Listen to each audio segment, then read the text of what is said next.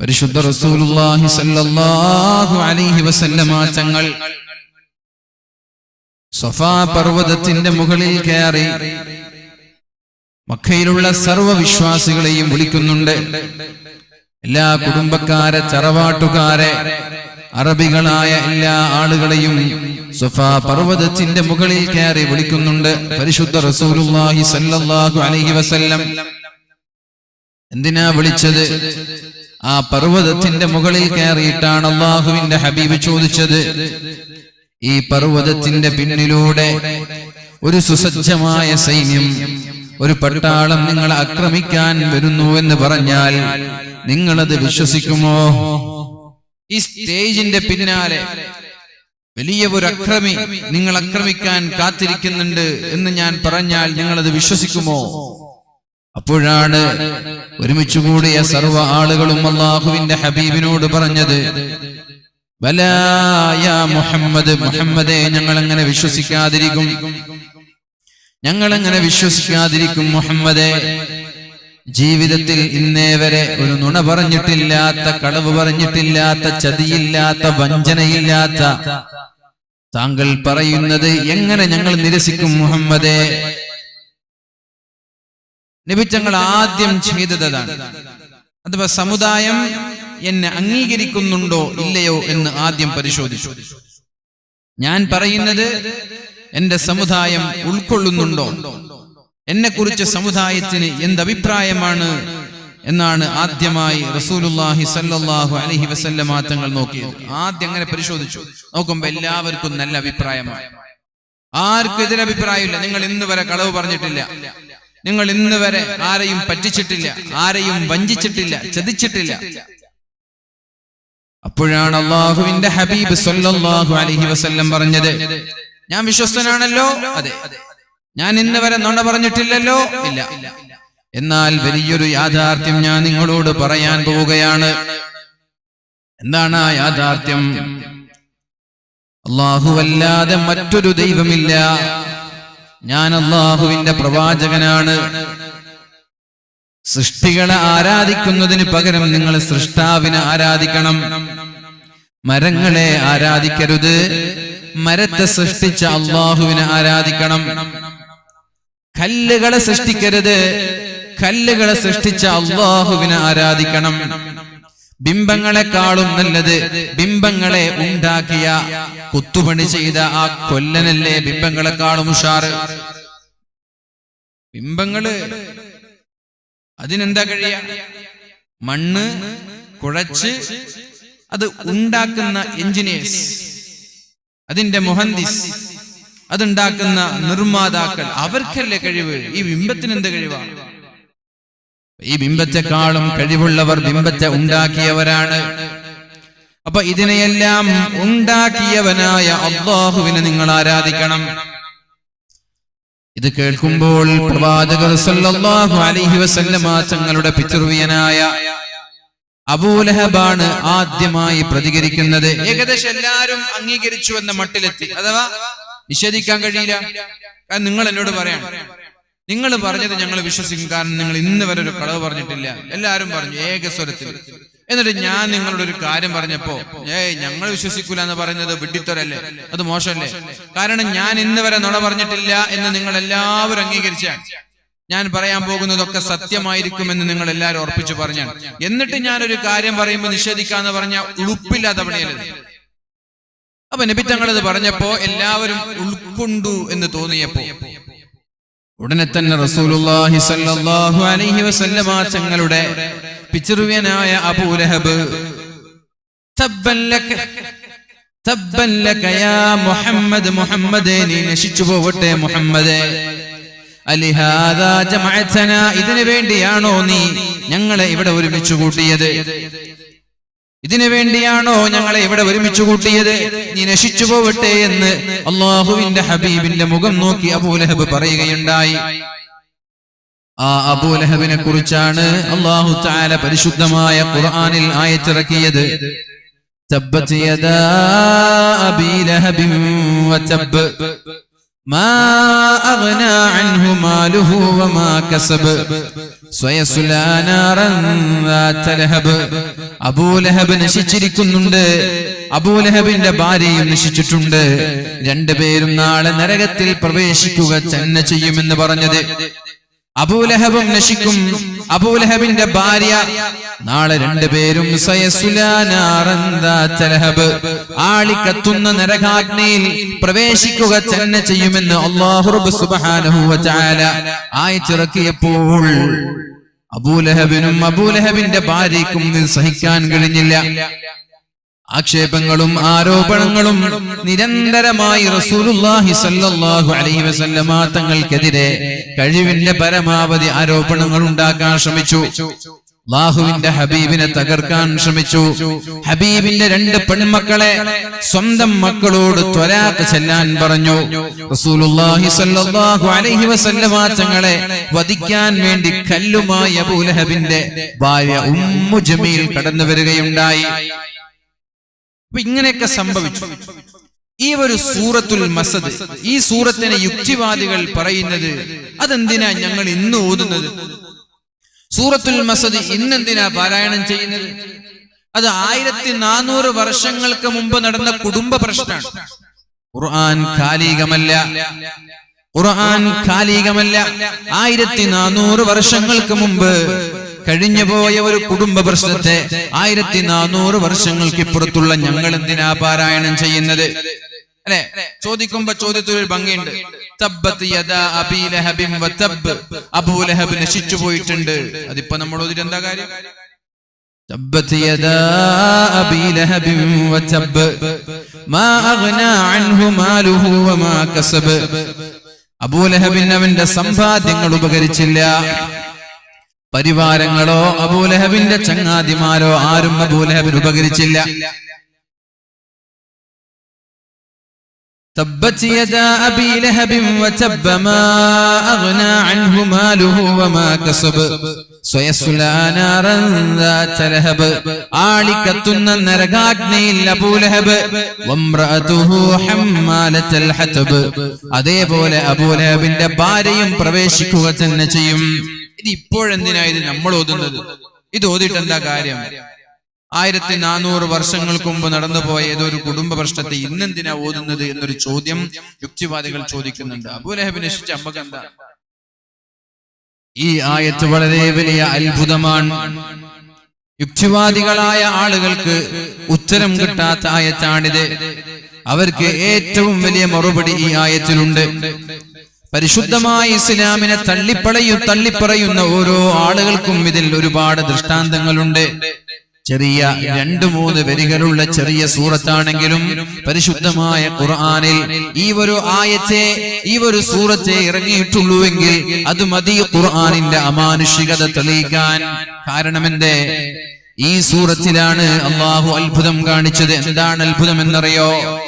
അല്ലാഹു പറഞ്ഞു, അബൂലഹബും അബൂലഹബിന്റെ ഭാര്യയും അഷ്ഹദു അല്ലാ ഇലാഹ ഇല്ലല്ലാഹ് വ അഷ്ഹദു അന്ന മുഹമ്മദർ റസൂലുള്ളാഹ് എന്ന് പറയാൻ പോകുന്നില്ല.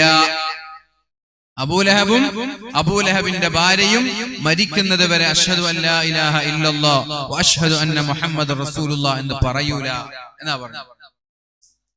ആരാണ് അബൂലഹബ്? അവസരം കിട്ടിയാൽ ഇസ്ലാമിനെ തകർക്കണമെന്ന് ആഗ്രഹിച്ച് നടക്കുന്നവനാണ്. അവസരം കിട്ടിയാൽ ഇസ്ലാമിനെ എങ്ങനെയെങ്കിലും നശിപ്പിക്കണമെന്ന് ആഗ്രഹിച്ച് നടക്കുന്നവനാണ് അബൂലഹബും ഭാര്യയും. ആ അബൂലഹബിനെയും അബൂലഹബിന്റെ ഭാര്യയെയും അല്ലാഹു വെല്ലുവിളിക്കുകയാണ്. നിങ്ങൾ രണ്ടുപേരും നിങ്ങളുടെ മരണം വരെ അഷ്ഹദു അല്ലാ ഇലാഹ ഇല്ലല്ലാഹ് വ അഷ്ഹദു അന്ന മുഹമ്മദർ റസൂലുള്ളാഹ് എന്ന് പറയൂല. അല്ല പറഞ്ഞു, നിങ്ങൾ പറയൂല. എന്റെ ഇവർക്ക് അറബി അറിയില്ലേ? ഇവിടെ ഇല്ലെങ്കിൽ ഇവർക്ക് അറബി അറിയില്ലേ? ആ ആയത്ത് ഇറങ്ങുമ്പോ പടച്ചോനെ വെല്ലുവിളിക്കാൻ വേണ്ടിട്ട് ഒരു തവണ പറഞ്ഞിരുന്നെങ്കിൽ അന്ന് ഖുർആൻ ഫൈല്, ഇസ്ലാമും ഫൈല്. മനസ്സിലായോ? ഈ ആയത്ത് ഇറങ്ങുമ്പോ ഇത് കേട്ട സ്വാഭാവികം. എന്നോട് ഒരാൾ പറയാണ്, നിന്നെ പള്ളിയിൽ കയറാൻ ഞാൻ വിടൂല. ഞാൻ കേറിയ തോറ്റില്ലേ? എന്നോട് അങ്ങനെ പറഞ്ഞു, ഈ പള്ളിയിൽ കയറാൻ നിന്നെ വിടൂല, നോക്കണം എന്ന് പറഞ്ഞു. ഞാൻ കേറി, അയാൾ തോറ്റില്ലേ? അതേപോലെ അബൂലഹബിനോടും ഭാര്യയോടും പറഞ്ഞു, നിങ്ങൾക്ക് രണ്ടുപേർക്കും ഷഹാദത്ത് കലിമ ചൊല്ലാൻ കഴിയില്ല. അപ്പൊ ഇസ്ലാമിനെ തകർക്കാൻ ഒരൊറ്റ പണി ഉണ്ടായിരുന്നുള്ളൂ. രണ്ടുപേരും അശ്ഹദു അല്ലാ ഇലാഹ ഇല്ലല്ലാഹ് വ അശ്ഹദു അന്ന മുഹമ്മദ് റസൂലുള്ളാഹ്. നാവ് കൊണ്ട് പറഞ്ഞാൽ മതി, ഹൃദയം കൊണ്ട് പറയണ്ട.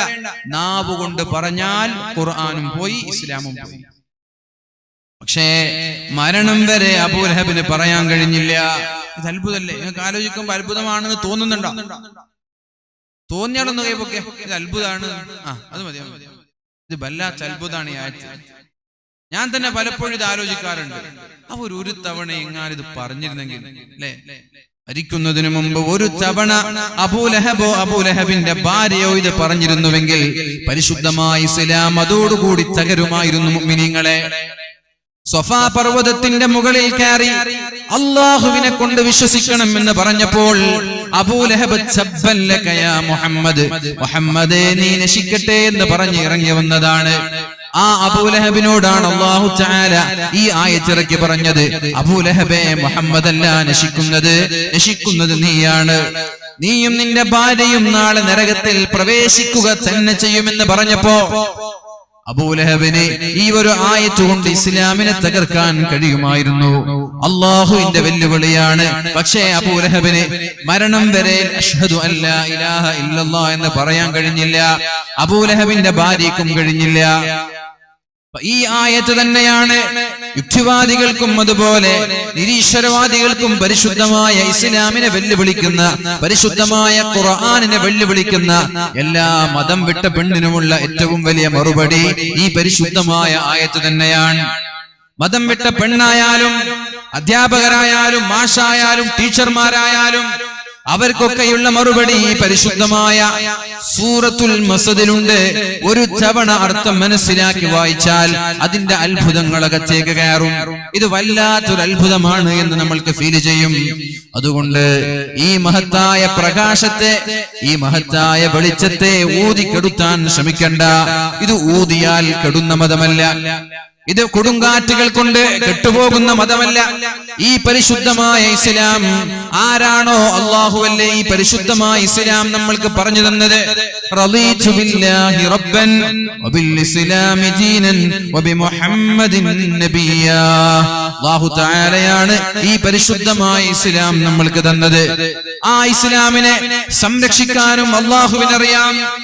അതുകൊണ്ട് ഏത് വെല്ലുവിളികൾ നേരിടേണ്ടി വന്നാലും അതിനെ പേടിച്ച് പിന്തിരിയേണ്ടവരല്ല മുസ്ലിം. വെല്ലുവിളികൾ വരുമ്പോൾ ഈമാൻ വർദ്ധിക്കേണ്ടവരാണ് നമ്മൾ. എന്തെങ്കിലും പ്രയാസങ്ങൾ ഉണ്ടാകുമ്പോൾ ഉടനെ തന്നെ ഹസ്ബുനല്ലാഹു വനിഅമൽ വകീൽ, അല്ലാഹുവേ നീ ഉണ്ടാകുമ്പോൾ ഞങ്ങൾക്ക് പിന്നെ ആരെയാണ് റബ്ബേ പേടി? നീ ഉണ്ടാകുമ്പോൾ ഞങ്ങൾക്ക് ആരെയാണ് പേടി? പരിശുദ്ധ റസൂലുള്ളാഹി സ്വല്ലല്ലാഹു അലൈഹി വസല്ലമ തങ്ങളടക്കമുള്ള പ്രഗൽഭരായ സ്വഹാബാക്കളോട് വലിയ ഒരു ശത്രുക്കളുടെ സൈന്യം ആക്രമിക്കാൻ വേണ്ടി കടന്നു വരുന്നുണ്ട് എന്ന മുന്നറിയിപ്പ് ഏതോ ഒരാൾ വന്ന് മഹാന്മാരായ പ്രവാചകനോടും സ്വഹാബാക്കളോടും പറഞ്ഞപ്പോൾ അവർ പറഞ്ഞ വാക്ക് പരിശുദ്ധ റസൂലുള്ളാഹി സ്വല്ലല്ലാഹു അലൈഹി വസല്ലമ തങ്ങൾ ഖുർആനിൽ പറയുന്നുണ്ട്. ആലു ഇംറാൻ സൂറത്ത്. അല്ലാഹു പറയാണ്, അല്ലദീന ഖാല ലഹുമുന്നാസ്, ജനങ്ങൾ അവരോട് പറഞ്ഞു, ഇന്നന്നാസ ഖദ് ജമഉ ലക്കും, നിങ്ങൾ ആക്രമിക്കാൻ വേണ്ടി വലിയൊരു പട്ടാളം തയ്യാറായിട്ടുണ്ട്. നിങ്ങളെ നശിപ്പിക്കാൻ വേണ്ടി, നിങ്ങളോട് പടപൊരുതാൻ വേണ്ടി വലിയ ഒരു സൈന്യം തയ്യാറായിട്ടുണ്ട്. ഫഖ്ശൗഹും, അതുകൊണ്ട് അവരെ നിങ്ങൾ പേടിക്കണേ, അവരെ നിങ്ങൾ ഭയക്കണേ എന്ന് പറഞ്ഞപ്പോൾ പേടിച്ച് വിരണ്ടോടിയവരല്ല മഹാന്മാരായ സ്വഹാബാക്കൾ. ഇനി പൗരത്വമില്ലായാലും NRC ആയാലും അതേപോലെ ഖാബായാലും എന്തായാലും നമ്മൾ ആലോചിക്കേണ്ട ഒരു വിഷയമുണ്ട്. ആരെങ്കിലും പടക്കം പൊട്ടിക്കുമ്പോൾ പേടിക്കേണ്ടവരല്ല നമ്മൾ. ഇതിനേക്കാളും വലിയ വെല്ലുവിളികൾ നമ്മുടെ ജീവിതത്തിൽ മഹാന്മാരായ സ്വഹാബാക്കൾ നേരിട്ടിട്ടുണ്ട്. നമ്മുടെ പൂർവസൂരികളായ പ്രവാചകന്മാരും അതേപോലെ മഹാന്മാരായ സ്വഹാബാക്കളും നേരിട്ടിട്ടുണ്ട്. പക്ഷെ എവിടെയൊക്കെ പ്രതിസന്ധി ഉണ്ടായോ ആ പ്രതിസന്ധിയുടെ തൊട്ടുപിന്നാലെ മഹാവിജയമാണ് ഓരോ പ്രതിസന്ധിയുടെയും തൊട്ടുപിന്നാലെ ഉണ്ടായത്. പക്ഷേ പ്രതിസന്ധികളെ ക്ഷമയോടെ തരണം ചെയ്യാൻ നമ്മൾക്ക് കഴിയണം. അല്ലാഹു റബ്ബ് സുബ്ഹാനഹു വ തആല തൗഫീഖ് നൽകട്ടെ. അപ്പൊ ഇവിടെ പറയുന്നത് അല്ലദീന ഖാല ലഹുമുന്നാസ്, ജനങ്ങൾ അവരോട് പറഞ്ഞു, ഇന്നന്നാസ ഖദ് ജമഉ ലക്കും, നിങ്ങളെ ആക്രമിക്കാൻ വേണ്ടി വലിയൊരു സൈന്യം തയ്യാറായിട്ടുണ്ട്. ഫഖ്ശൗഹും, അതുകൊണ്ട് നിങ്ങൾ അവരെ പേടിക്കണമെന്ന് പറഞ്ഞപ്പോൾ ഫസാദഹും ഈമാനാ, അവർക്ക് ഈമാൻ വർദ്ധിക്കുകയാണ് ചെയ്തത്, പേടിക്കുകയല്ല ചെയ്തത്. അല്ലാഹു ഇനി എന്താ ചെയ്യാ? ഇന്ത്യയിൽ നിന്ന് പുറത്താകുമോ? അല്ല, കോൺസെൻട്രേഷൻ ക്യാമ്പുകളിൽ അഭയം പ്രാപിക്കേണ്ടി വരുമോ എന്നല്ല, പേടിച്ച് വിറക്കുകയല്ല വേണ്ടത്. ഫസാദഹും ഈമാനാ, അവർക്ക് ഈമാൻ വർദ്ധിക്കുകയാണ് വേണ്ടത്, നമ്മുടെ ഈമാൻ വർദ്ധിക്കുകയാണ് വേണ്ടത്. എന്നിട്ട് അവർ പറഞ്ഞു, വഖാലൂ ഹസ്ബുനല്ലാഹു വനിഅമൽ വകീൽ, അല്ലാഹുവേ നീ ഉണ്ടാകുമ്പോൾ ഞങ്ങൾക്ക് ആരെയാണ് റബ്ബേ പേടി?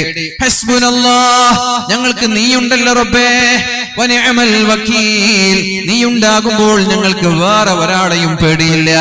ഞങ്ങൾ ഞങ്ങളുടെ സമ്പാദ്യങ്ങളെ, ഞങ്ങളുടെ വീട്, ഞങ്ങളുടെ കുടുംബങ്ങളെ, ഞങ്ങളുടെ ദീനിനെ എല്ലാം ഞങ്ങൾ നിന്നെ പരമേൽപ്പിക്കുകയാണ് റബ്ബേ. ഏത് പ്രതിസന്ധി സമയത്തും ഏത് പ്രയാസങ്ങൾ വരുമ്പോഴും നമ്മുടെ വാക്കിലൂടെ കടന്നു വരേണ്ടത്, നമ്മുടെ നാവിലൂടെ കടന്നു വരേണ്ടത് ഹസ്ബുനല്ലാഹു വനിഅമൽ വകീൽ, ഹസ്ബുനല്ലാഹു വനിഅമൽ വകീൽ. ഇവര് വാക്ക് ചൊല്ലിയാൽ പിന്നെ നമ്മുടെ പ്രയാസങ്ങൾ അല്ലെങ്കിൽ നമ്മെ ബാധിക്കുന്ന ഒരു പ്രശ്നവും ഒരു പ്രയാസവും നമ്മെ തൊട്ടു തീണ്ടൂല എന്ന് തന്നെയാണ് പരിശുദ്ധ ഖുർആനും പരിശുദ്ധ ഹദീസും നമ്മോട് പഠിപ്പിക്കുന്നത്. ഹസ്ബുനല്ലാഹു വനിഅമൽ വകീൽ ഫഇദാ അസംത ഫതവക്കൽ അലല്ലാഹ് വമൻ യതവക്കൽ അലല്ലാഹി ഫഹുവ ഹസ്ബുഹ്.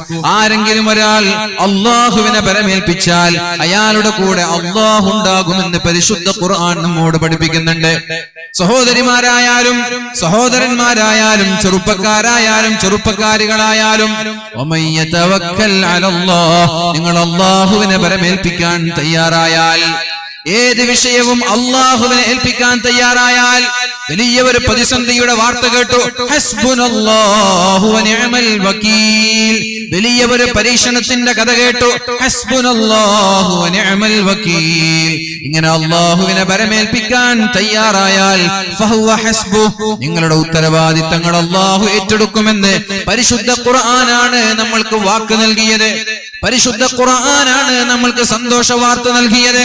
അതുകൊണ്ട് ഇവിടെ ഇരിക്കുന്ന എന്റെ പ്രിയപ്പെട്ട സഹോദരങ്ങളോട് സഹോദരിമാരോട് പറയാനുള്ളത്, അല്ലാഹു റബ്ബ് സുബ്ഹാനഹു വ തആല വാക്ക് നൽകിയാൽ വാക്ക് പൂർത്തീകരിക്കുന്നവനാണ്. അല്ലാഹു ഒരു വാക്ക് നൽകിയാൽ വാക്ക് പൂർത്തീകരിക്കും. ربنا وآتنا ما بعثتنا على رسلك ولا تخزنا يوم القيامة إنك لا تخلف الميعاد. അല്ലാഹുവേ ഞങ്ങൾക്ക് നീ നൽകിയ വാഗ്ദാനം നീ പൂർത്തീകരിച്ച് നൽകണേ അല്ലാഹ്. റബ്ബനാ വആതിനാ മാ വഅദ്തനാ അലാ റുസുലിക്, അല്ലാഹുവേ നിന്റെ പ്രവാചകന്റെ മേൽ, പ്രവാചകനോട് നീ നൽകിയ വാഗ്ദാനം നീ പൂർത്തീകരിച്ചു കൊടുക്കണേ അല്ലാഹ്. കാരണം ഇന്നക ലാ തുഖ്ലിഫുൽ മിആദ്, നീ ഒരു വാക്ക് നൽകിയാൽ ആ വാക്ക് ലംഘിക്കാത്തവനാണ് നീ, ആ വാക്ക് പൂർത്തീകരിക്കുന്നവനാണ് നീ. ആ അല്ലാഹുവിന്റെ വാക്കാണ് നമ്മൾ ഇവിടെ പാരായണം ചെയ്തത്. അല്ലാഹു ഒരു വാക്ക് നൽകിയാൽ ഒരു സൗണ്ട് കുറക്കോ, അല്ലാഹു ഒരു വാക്ക് നൽകിയാൽ ആ വാക്ക് വാക്കാണ് എന്ന് നമ്മൾ മനസ്സിലാക്കണം. അത് അല്ലാഹു ഒരിക്കലും ലംഘിക്കുകയോ ആ വാക്കിൽ അല്ലാഹു ഒരിക്കലും പൂർത്തീകരിക്കാതിരിക്കുകയോ ചെയ്യില്ല. ആ റബ്ബിന്റെ വാക്ക് വിശ്വസിക്കുന്നവരാവണം നമ്മൾ. ആ അല്ലാഹു ആണ് പറയുന്നത് ഹസ്ബുനല്ലാഹു വനിഅമൽ വകീൽ എന്ന് നിങ്ങൾ പറയാൻ തയ്യാറായാൽ നിങ്ങളുടെ ഉത്തരവാദിത്വം ഞാൻ ഏറ്റെടുത്തോളാം, നിങ്ങളുടെ ഉത്തരവാദിത്വം ഞാൻ ഏറ്റെടുത്തോളാം. വീട്ടിൽ നിന്ന് പുറത്തിറങ്ങുന്ന ഒരാൾ ബിസ്മില്ലാഹി തവക്കൽതു അലല്ലാഹ് വലാ ഹൗല വലാ ഖുവത ഇല്ലാ ബില്ലാഹ് അല്ലാഹുമ്മ ഇന്നി അഊദു ബിക അൻ അളില്ല ഔ ഉളല്ല ഔ അസില്ല ഔ ഉസല്ല ഔ അളിമ ഔ ഉളമ ഔ അജഹല ഔ യുജഹല അലയ്യ എന്ന ദിക്ർ ചൊല്ലി വീട്ടിൽ നിന്നൊരാൾ പുറത്തിറങ്ങിയാൽ തിരിച്ചു വരുന്നത് വരെ അയാളുടെ ഉത്തരവാദിത്വം ഞാൻ ഏറ്റെടുക്കുമെന്ന് അല്ലാഹു തആല പരിശുദ്ധ റസൂലുള്ളാഹി സ്വല്ലല്ലാഹു അലൈഹി വസല്ലമ തങ്ങളിലൂടെ നമ്മൾക്ക് പഠിപ്പിച്ചു തരുന്നുണ്ട്. അപ്പൊ മുഅ്മിനീങ്ങളായ സത്യവിശ്വാസികളായ നമ്മെ സംബന്ധിച്ചിടത്തോളം എല്ലാ വിഷയങ്ങളും അല്ലാഹുവിനെ ബരമേൽപ്പിക്കാൻ നമ്മൾ തയ്യാറാവണം. നിങ്ങൾ ഓർക്കുന്നുണ്ടോ, പരിശുദ്ധ ഇസ്ലാമിൽ വിശ്വസിച്ചതിന്റെ പേരിൽ മഹാന്മാരായ സ്വഹാബാക്കളെ മദീനയിൽ നിന്ന് ഇറക്കി വിടുന്നൊരു രംഗമുണ്ട്, മക്കയിൽ നിന്ന് ഇറക്കി വിടുന്നൊരു രംഗമുണ്ട്.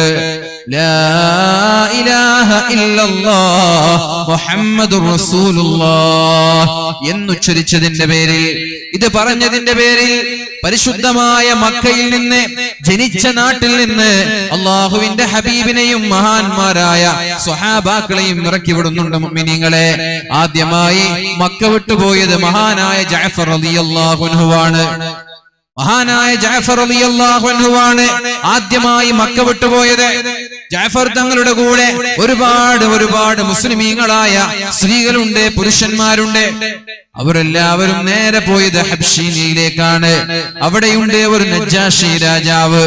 ആ നജ്ജാശി രാജാവിനോട് പറഞ്ഞു, ഞങ്ങൾ മക്കയിൽ നിന്ന് വരുന്നവരാണ്, മക്കയിൽ നിന്ന് ഞങ്ങളെ ഇറക്കി വിട്ടപ്പോൾ ഞങ്ങൾ നിങ്ങളുടെ നാട്ടിലേക്ക് വന്നത് നിങ്ങളെ കുറിച്ച് നല്ല അഭിപ്രായം പുറത്തുള്ളത് കൊണ്ടാണ്.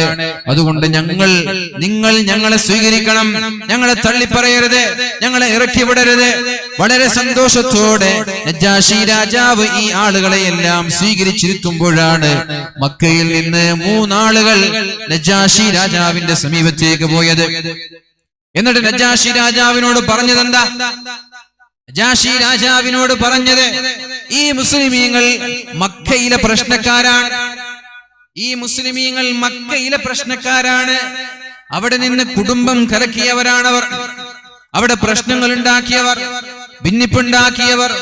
അതുകൊണ്ട് നിങ്ങളുടെ നാട്ടിൽ ഇവരെ താമസിപ്പിച്ചാൽ ഇവര് നിങ്ങളുടെ നാട്ടിലും അതേപോലെ ഭിന്നിപ്പുണ്ടാക്കും, ഞങ്ങളുടെ നാട്ടിലേക്ക് തന്നെ തിരിച്ചേക്കണമെന്ന് നജ്ജാശി രാജാവിനോട്, ഹബ്ശീനയിലെ നജ്ജാശി രാജാവിനോട് മക്കയിൽ നിന്ന് കടന്നു വന്ന 3 ആളുകൾ പറയുകയുണ്ടായി.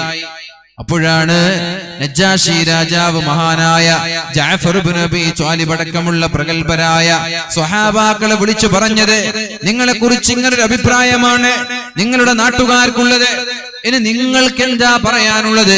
അപ്പോഴാണ് മഹാനായ ജഅഫർ ഇബ്നു അബീ ത്വാലിബ് റളിയല്ലാഹു അൻഹു പറഞ്ഞത്, എന്താണ് ഇസ്ലാം എന്ന് ഈ പ്രസംഗത്തിൽ നിന്ന് മനസ്സിലാകും. ഇസ്ലാം എന്താണെന്ന് ഈ ഒരു പ്രസംഗം ശ്രദ്ധിച്ചാൽ മനസ്സിലാവും. ഈ ഒരു പ്രസംഗം കേട്ടാൽ, ഈ ജഅഫർ ഇബ്നു അബീ ത്വാലിബ് റളിയല്ലാഹു അൻഹുവിന്റെ ചെറിയ ഹ്രസ്വമായ ഈ ഭാഷണം കേട്ടാൽ ലോകത്തെ ആളുകൾക്ക് എന്താ ഇസ്ലാം എന്ന് മനസ്സിലാവും. അപ്പൊ ഇസ്ലാം എന്തെന്ന് ചോദിച്ചാൽ ഈ ഒരു പ്രസംഗം കേട്ട് അയച്ചു കൊടുത്താൽ മഹാനായ ജഅഫർ ഇബ്നു അബീ ത്വാലിബ് റളിയല്ലാഹു അൻഹു നജ്ജാശി രാജാവിന്റെ മുമ്പിൽ എണീറ്റ് നിൽക്കുകയാണ്. അദ്ദേഹത്തിന് ഇസ്ലാം എന്താണെന്നറിയില്ല, അദ്ദേഹത്തിന് ഇസ്ലാം എന്താണെന്നറിയില്ല. എന്താണ് ഇസ്ലാം എന്ന് പറഞ്ഞു കൊടുക്കുകയാണ്. അയ്യുഹൽ മലിക്, അല്ലയോ രാജാവേ, കുന്നാ ഖൗമൻ അഹ്ല ജാഹിലിയ, ഞങ്ങൾ ജാഹിലിയ കാലഘട്ടത്തിൽ വിവരമില്ലാത്ത, സംസ്കാരമില്ലാത്ത ഒരു കൂട്ടം ആളുകളായിരുന്നു. ജാഹിലിയ കാലഘട്ടത്തിലെ സംസ്കാരമില്ലാത്ത, വിവരമില്ലാത്ത ഒരു കൂട്ടം ആളുകളായിരുന്നു ഞങ്ങൾ. നഅബുദുൽ അസ്നാം, ബിംബങ്ങളെയാണ് ഞങ്ങൾ ആരാധിച്ചിരുന്നത്, കല്ലുകളെയാണ് ഞങ്ങൾ ആരാധിച്ചിരുന്നത്, മരങ്ങളെ, വൃക്ഷങ്ങളെ, സൂര്യനെ, വെള്ളത്തെ, ഇങ്ങനെ സൃഷ്ടികളെയാണ് ഞങ്ങൾ ആരാധിച്ചിരുന്നത്. വനഅകുലുൽ മൈത, ചത്തുപോയ ശവങ്ങളെ ഞങ്ങൾ തിന്നാറുണ്ടായിരുന്നു. വനഅതിൽ ഫവാഹിഷ്, ഞങ്ങൾ വ്യഭിചരിക്കാറുണ്ടായിരുന്നു. വനഖതഉൽ റഹാം, കുടുംബബന്ധം വിച്ഛേദിക്കാറുണ്ടായിരുന്നു. വനസീഉൽ ജീറാൻ, അയൽവാസികളോട് മോശമായി പെരുമാറാറുണ്ടായിരുന്നു. വയഅകുലു മിന്നൽ ഖവിയ്യു വയഅകുലുൽ ഖവിയ്യു മിന്നൽ ളഈഫ്, ആരോഗ്യവാന്മാർ, ആരോഗ്യ ദൃഢഗാത്രന്മാരായ ആളുകൾ ദുർബലരായ, ബലഹീനരായ, ഫഖീറായ ആളുകളുടെ സമ്പാദ്യം പിടിച്ചുപറ്റി തിന്നാറുണ്ടായിരുന്നു. കയ്യൂക്കുള്ളവൻ കാര്യസ്ഥൻ എന്ന് പറഞ്ഞതുപോലെ, കയ്യൂക്കുള്ളവൻ കാര്യസ്ഥൻ എന്ന് പറഞ്ഞതുപോലെ ഞങ്ങളിൽ അംഗബലമുള്ളവൻ, കഴിവുള്ളവൻ, പവറുള്ളവൻ, ബലഹീനരായ ആളുകളുടെ സമ്പാദ്യങ്ങൾ അടിച്ചു മാറ്റാറുണ്ടായിരുന്നു. ഇങ്ങനെയൊക്കെ ജീവിച്ചിരിക്കുന്നതിനിടയിലാണ് ഞങ്ങളിലേക്ക് ഒരാൾ കടന്നു വരുന്നത്. അയാൾ 40 വർഷക്കാലം ഞങ്ങളുടെ കൂടെ ജീവിച്ചവരാണ്. 40 വർഷക്കാലം ഞങ്ങളുടെ കൂടെ ജീവിച്ചവനാണ് അയാൾ. എന്നു മാത്രമല്ല 40 വർഷത്തിനിടയിൽ ഒരു നുണ പോലും പറഞ്ഞത് ഞങ്ങൾക്ക് ആർക്കും അറിയില്ല. ഒരു പ്രശ്നമുണ്ടാക്കിയിട്ടില്ല. അദ്ദേഹത്തിന്റെ കുടുംബത്തെ അറിയാം, അദ്ദേഹത്തിന്റെ തറവാട് അറിയാം, അദ്ദേഹത്തിന്റെ സത്യസന്ധത അറിയാം, അദ്ദേഹത്തിന്റെ വിശ്വസ്തത അറിയാം. ഇതെല്ലാം ഞങ്ങൾക്കറിയാം. അങ്ങനെയുള്ള ഒരാളാണ് ഞങ്ങളോട് വന്ന് പറയുന്നത് ഞങ്ങൾ അല്ലാഹുവിനെ മാത്രമേ ആരാധിക്കാൻ പാടുള്ളൂ, ബിംബങ്ങളെയോ മരങ്ങളെയോ കല്ലുകളെയോ ആരാധിക്കാൻ പാടില്ല. അപ്പൊ ഞങ്ങൾക്ക് മനസ്സിലായി, ഒരു മരത്തെ ആരാധിക്കുന്നതിനേക്കാളും നല്ലത് മരത്തെ സൃഷ്ടിച്ച അല്ലാഹുവിനെ ആരാധിക്കലാണ്. അതേപോലെ കല്ലുകളെ ആരാധിക്കുന്നതിനേക്കാളും നല്ലത് കല്ലുകളെ സൃഷ്ടിച്ച അല്ലാഹുവിനെ ആരാധിക്കലാണ്. സൂര്യനെ ആരാധിക്കുന്നതിനേക്കാളും നല്ലത്, മൃഗത്തെ ആരാധിക്കുന്നതിനേക്കാളും നല്ലത് അതിനെയെല്ലാം സൃഷ്ടിച്ച സൃഷ്ടാവിനെ ആരാധിക്കലാണ്. അന്നു മുതൽ ഞങ്ങൾ ബിംബങ്ങളെ ആരാധിച്ചില്ല, അള്ളാഹുവിനെ ആരാധിച്ചു എന്നതാണോ ഞങ്ങൾ ചെയ്ത തെറ്റ്? ഒരാള് ബിംബത്തെ ആരാധിക്കുന്നു, മറ്റൊരാള് മരത്തെ ആരാധിക്കുന്നു, വേറെ ഒരാൾ അള്ളാഹുവിനെ ആരാധിക്കുന്നു. എന്താ തെറ്റാണോ? ഇയാൾക്ക് ബിംബത്തെ ആരാധിക്കാൻ സ്വാതന്ത്ര്യമുള്ളതുപോലെ മറ്റൊരാൾക്ക് മൃഗത്തെ ആരാധിക്കാൻ സ്വാതന്ത്ര്യമുള്ളതുപോലെ അപ്പുറത്തുള്ള ആൾക്ക് അള്ളാഹുവിനെ ആരാധിക്കാൻ സ്വാതന്ത്ര്യമില്ലേ? നീ എന്താടാ ബിംബത്തെ ആരാധിക്കുന്നത് ചോദിച്ചാൽ അടിച്ചോ? ഇല്ല. നീ എന്താടാ മൃഗത്തെ ആരാധിക്കുന്നത് ചോദിച്ചാൽ അടിച്ചോ? ഇല്ല. പിന്നെന്തിനാണ് ഇയാൾ അള്ളാഹുവിനെ ആരാധിക്കുന്ന ഒരാൾ അടിക്കാൻ പോകുന്നത്? ബിംബത്തെ ആരാധിക്കുന്ന ഒരാൾക്ക് നീ ബിംബത്തെ ആരാധിക്കരുത് എന്ന് പറഞ്ഞ് അടിക്കാൻ നിന്നാൽ നീ അള്ളാഹുവിനെയും ആരാധിക്കണ്ട എന്ന് പറഞ്ഞ് തിരിച്ചടിക്കാം. പക്ഷെ അങ്ങനെ ഉണ്ടായിട്ടില്ല. നീ എന്തിനാ ബിംബത്തെ ആരാധിക്കുന്നത് ചോദിച്ചിട്ടില്ല. അള്ളാഹുവിനെ ആരാധിക്കണമെന്ന് പറഞ്ഞപ്പോൾ കഴിയുമെങ്കിൽ സ്വീകരിക്കുക, അല്ലെങ്കിൽ തള്ളിക്കളയുക. കല്ലുകളെ ബിംബങ്ങളെ ആരാധിക്കുന്ന ആളുകൾക്ക് സ്വാതന്ത്ര്യമുള്ളതുപോലെ അള്ളാഹുവിനെ ആരാധിക്കാൻ ഞങ്ങൾക്കും സ്വാതന്ത്ര്യമില്ലേ? ചോദ്യം വളരെ പ്രസക്തമാണ്. പിന്നെ പറഞ്ഞു,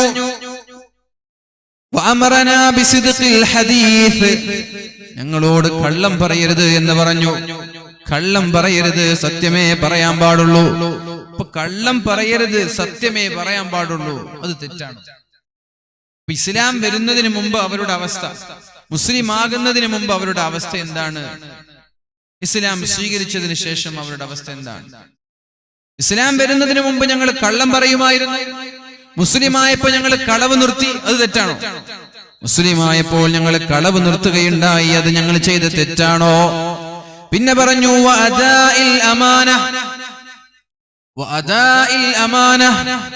വിശ്വസ്തത കാത്തു സൂക്ഷിക്കണമെന്ന് പറഞ്ഞു. വിശ്വസ്തത കാത്തു സൂക്ഷിക്കണം. വിശ്വസിച്ച ഒരാൾ ഒരു കാര്യം ഏൽപ്പിച്ചാൽ അവിടെ വഞ്ചന നടത്താൻ പാടില്ല, അവിടെ ചതി നടത്താൻ പാടില്ല. അഥവാ എന്തെങ്കിലും ഒരു കാര്യം ഞങ്ങൾ ഏൽപ്പിക്കുകയാണ്, മൊബൈൽ ഫോൺ ഏൽപ്പിച്ചു, വാത് കഴിയുന്നത് വരെ പിടിക്കണം, വാത് കഴിഞ്ഞ് തിരിച്ചു തരണം എന്ന് പറഞ്ഞാൽ വാത് കഴിയുമ്പോൾ തിരിച്ചു തരണം. ഏതെങ്കിലും ഒരു സ്ഥാപനങ്ങളോ ഷോപ്പിംഗ് കോംപ്ലക്സുകളോ നമ്മുടെ ബിൽഡിങ്ങുകളോ നമ്മെ ഏൽപ്പിക്കുകയാണ്, വിശ്വസിച്ചുകൊണ്ട് ഏൽപ്പിക്കുകയാണ്. ഇതാ നീ പിടിച്ചോ, ഞാൻ ഗൾഫിൽ പോയി വരുമ്പോ തന്നാ മതി. കാറ് ചങ്ങാതി ഏൽപ്പിച്ചു, തിരിച്ചു വരുമ്പോ തരണം. തിരിച്ചു വരുമ്പോ അതേപോലെ കൊടുക്കണം. എങ്ങനെയാണോ തന്നത് അതേപോലെ കൊടുക്കണം. അവിടെ പൊട്ടിച്ച് ആക്സിഡന്റ് ഉണ്ടാക്കി, അപകടങ്ങൾ ഉണ്ടാക്കി, ക്യാമറ അടിച്ച് ഫൈൻ ഉണ്ടാക്കി തിരിച്ചു കൊടുക്കുന്നത് വിശ്വാസ വഞ്ചനയാണ്. നിങ്ങൾ സത്യസന്ധത വേണം, അതോടൊപ്പം വിശ്വസ്തത വേണം, വിശ്വാസ വഞ്ചന നടത്തരുത് എന്ന് പറഞ്ഞു. അപ്പൊ വിശ്വാസ വഞ്ചന നടത്തുന്ന ആളായിരുന്നു ഞങ്ങൾ. മുസ്ലിമായതിനു ശേഷം വിശ്വാസ വഞ്ചന നിർത്തി, അത് ഞങ്ങൾ ചെയ്ത തെറ്റാണോ? അടുത്ത ചോദ്യം വന്നു, വസിലത്തുർ റഹീം. വസിലത്തുർ റഹീം, കുടുംബബന്ധം ഞങ്ങൾ ചേർക്കാറുണ്ടായിരുന്നു. കുടുംബബന്ധം ഞങ്ങൾ ചേർക്കാറുണ്ടായിരുന്നു. ആ കുടുംബബന്ധം ചേർക്കാൻ ഞങ്ങളോട് പറഞ്ഞത് ഇസ്ലാമാണ്. നേരത്തെ ഞങ്ങൾ കുടുംബക്കാരെ പരിഗണിക്കുമായിരുന്നില്ല. ഞങ്ങൾ യുദ്ധം ചെയ്യാറുണ്ടായിരുന്നു. സ്വന്തം ജ്യേഷ്ഠനോട് യുദ്ധം ചെയ്യും, സ്വന്തം അനുജനോട് യുദ്ധം ചെയ്യും, കുടുംബങ്ങളോട് യുദ്ധം ചെയ്യും. പിന്നെ പരിശുദ്ധ റസൂലുള്ളാഹി സ്വല്ലല്ലാഹു അലൈഹി വസല്ലമ തങ്ങൾ കടന്നു വന്നിട്ട് ഞങ്ങളോട് പറഞ്ഞു കുടുംബബന്ധം ചേർക്കണമെന്ന്. കുടുംബക്കാരോട് പിണങ്ങി നിൽക്കുന്ന ആളുകൾക്ക് അല്ലാഹു സ്വർഗം നൽകൂല എന്ന്. കുടുംബക്കാരോട് തെറ്റി നിൽക്കുന്ന ആളുകൾക്ക് അല്ലാഹു സ്വർഗം നൽകൂല എന്ന്. പിണങ്ങി നിന്നാൽ അവന്റെ ഒരു ഇബാദത്തും അല്ലാഹു സ്വീകരിക്കൂല. അങ്ങനല്ലേ യാഥാർത്ഥ്യം? തെറ്റി നിൽക്കുന്നവന്റെ ഇബാദത്ത് അല്ലാഹുവിന് വേണോ? ചൊടിച്ചു നിൽക്കുന്ന ഒരാൾ ഖിയാമത്ത് നാൾ വരെ പള്ളിയിൽ ഇരുന്നിട്ട് സുജൂദിൽ കിടന്നാലും അയാളുടെ ഒരു അമലും അല്ലാഹു സ്വീകരിക്കൂല എന്നാണ്.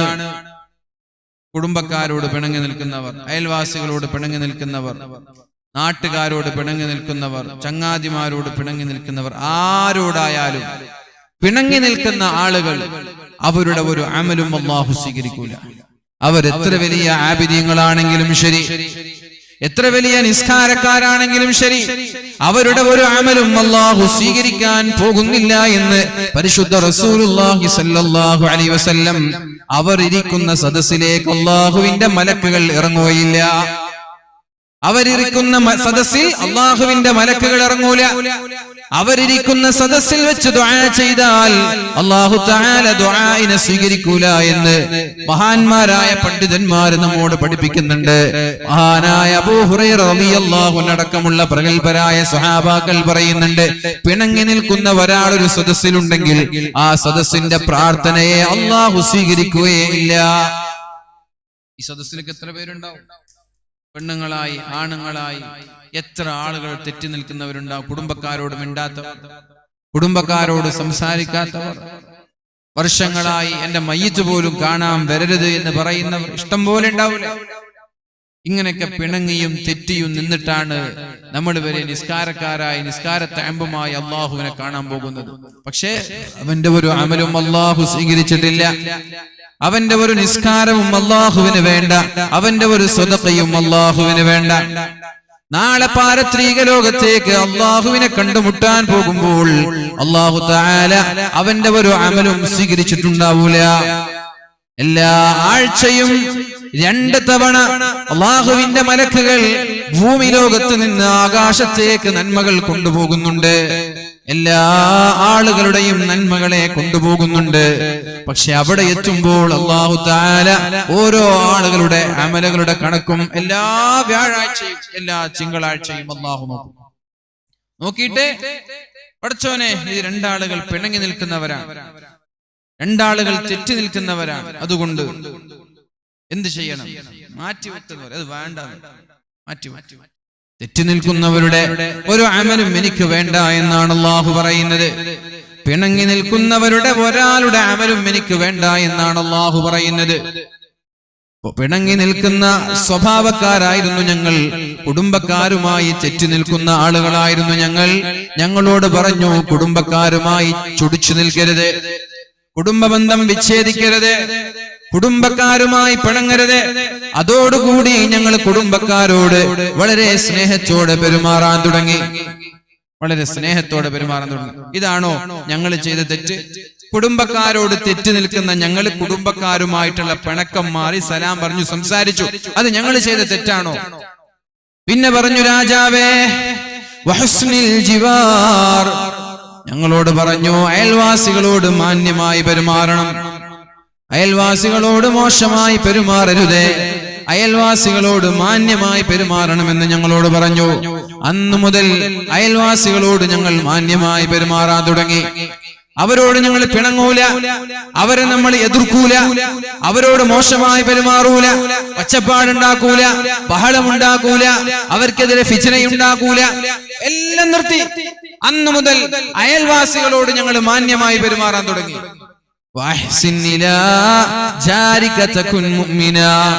അയൽവാസികളോട് മാന്യമായി പെരുമാറിയാലേ നിങ്ങൾ യഥാർത്ഥ മുഅ്മിനാവുള്ളൂ എന്ന് അല്ലാഹുവിന്റെ ഹബീബ് പഠിപ്പിച്ചപ്പോ അയൽവാസികളെ ബഹുമാനിക്കാൻ തുടങ്ങി.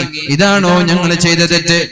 വനഹാനാ അനിൽ ഫവാഹിഷ്, ഞങ്ങൾ വ്യഭിചരിക്കാറുണ്ടായിരുന്നു, വ്യഭിചരിക്കും.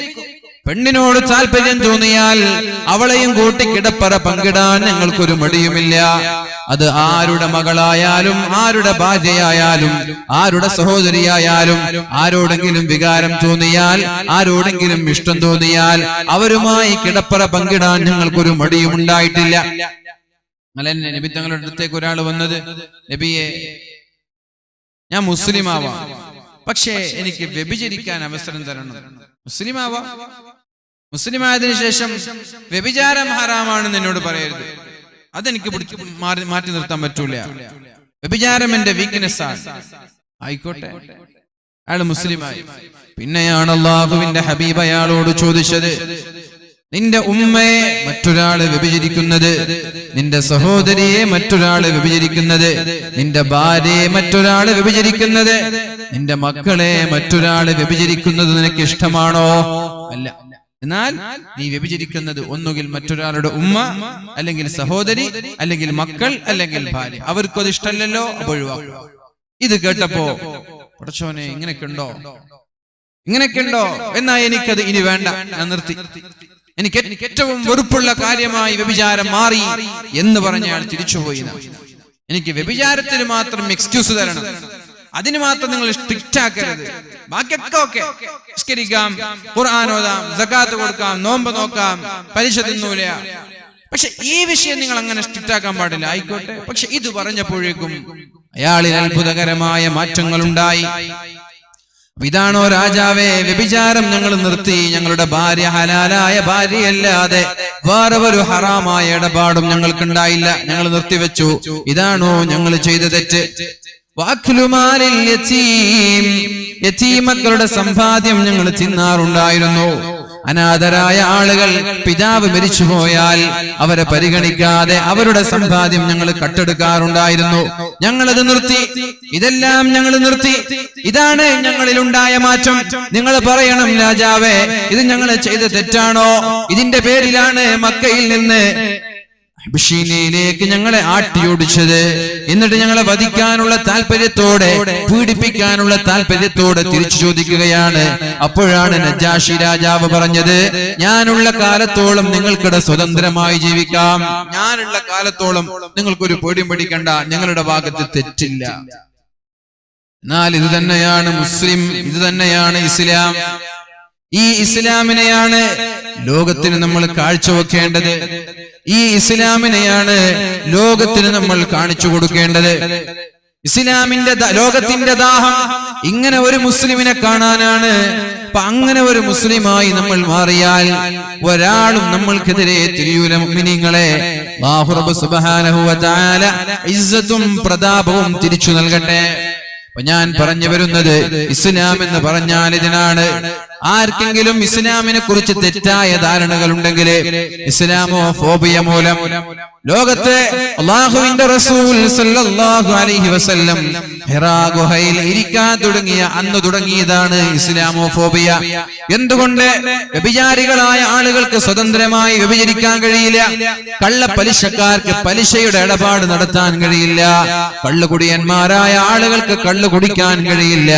ഇങ്ങനെ ഓരോ തെറ്റായ കാര്യങ്ങളെയും മുഖം നോക്കി പറയാനും തെറ്റ് തിരുത്താനും പരിശുദ്ധ ഇസ്ലാം പഠിപ്പിച്ചത് കാരണത്താൽ ആളുകൾക്ക് ഇസ്ലാമിനോട് വെറുപ്പ് തോന്നി. ലോകത്തും മതമുണ്ടാവരുത് എന്ന ചിന്തയാണ്.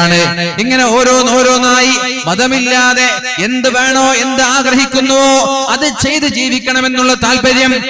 ആദ്യം തകർക്കേണ്ടത് ഇസ്ലാമിനെയാണ്. ഇസ്ലാം തകർന്നാൽ മറ്റുള്ള മതങ്ങളെല്ലാം ഒന്നിന് പിറകെ ഒന്നായി നശിച്ചോളും എന്ന് ഇവിടെയുള്ള എല്ലാ യുക്തിവാദികൾക്കും അറിയാം. അപ്പൊ ഈ മഹത്തായ ഇസ്ലാമിനെ ജനങ്ങളുടെ മുമ്പിൽ ഭീമാകാരമായ വർഗീയതയുടെ തീവ്രവാദത്തിന്റെ പട്ടമേൽപ്പിച്ച് ഇതിനെ നശിപ്പിക്കാനുള്ള ശ്രമങ്ങൾ നടന്നുകൊണ്ടിരിക്കുകയാണ്.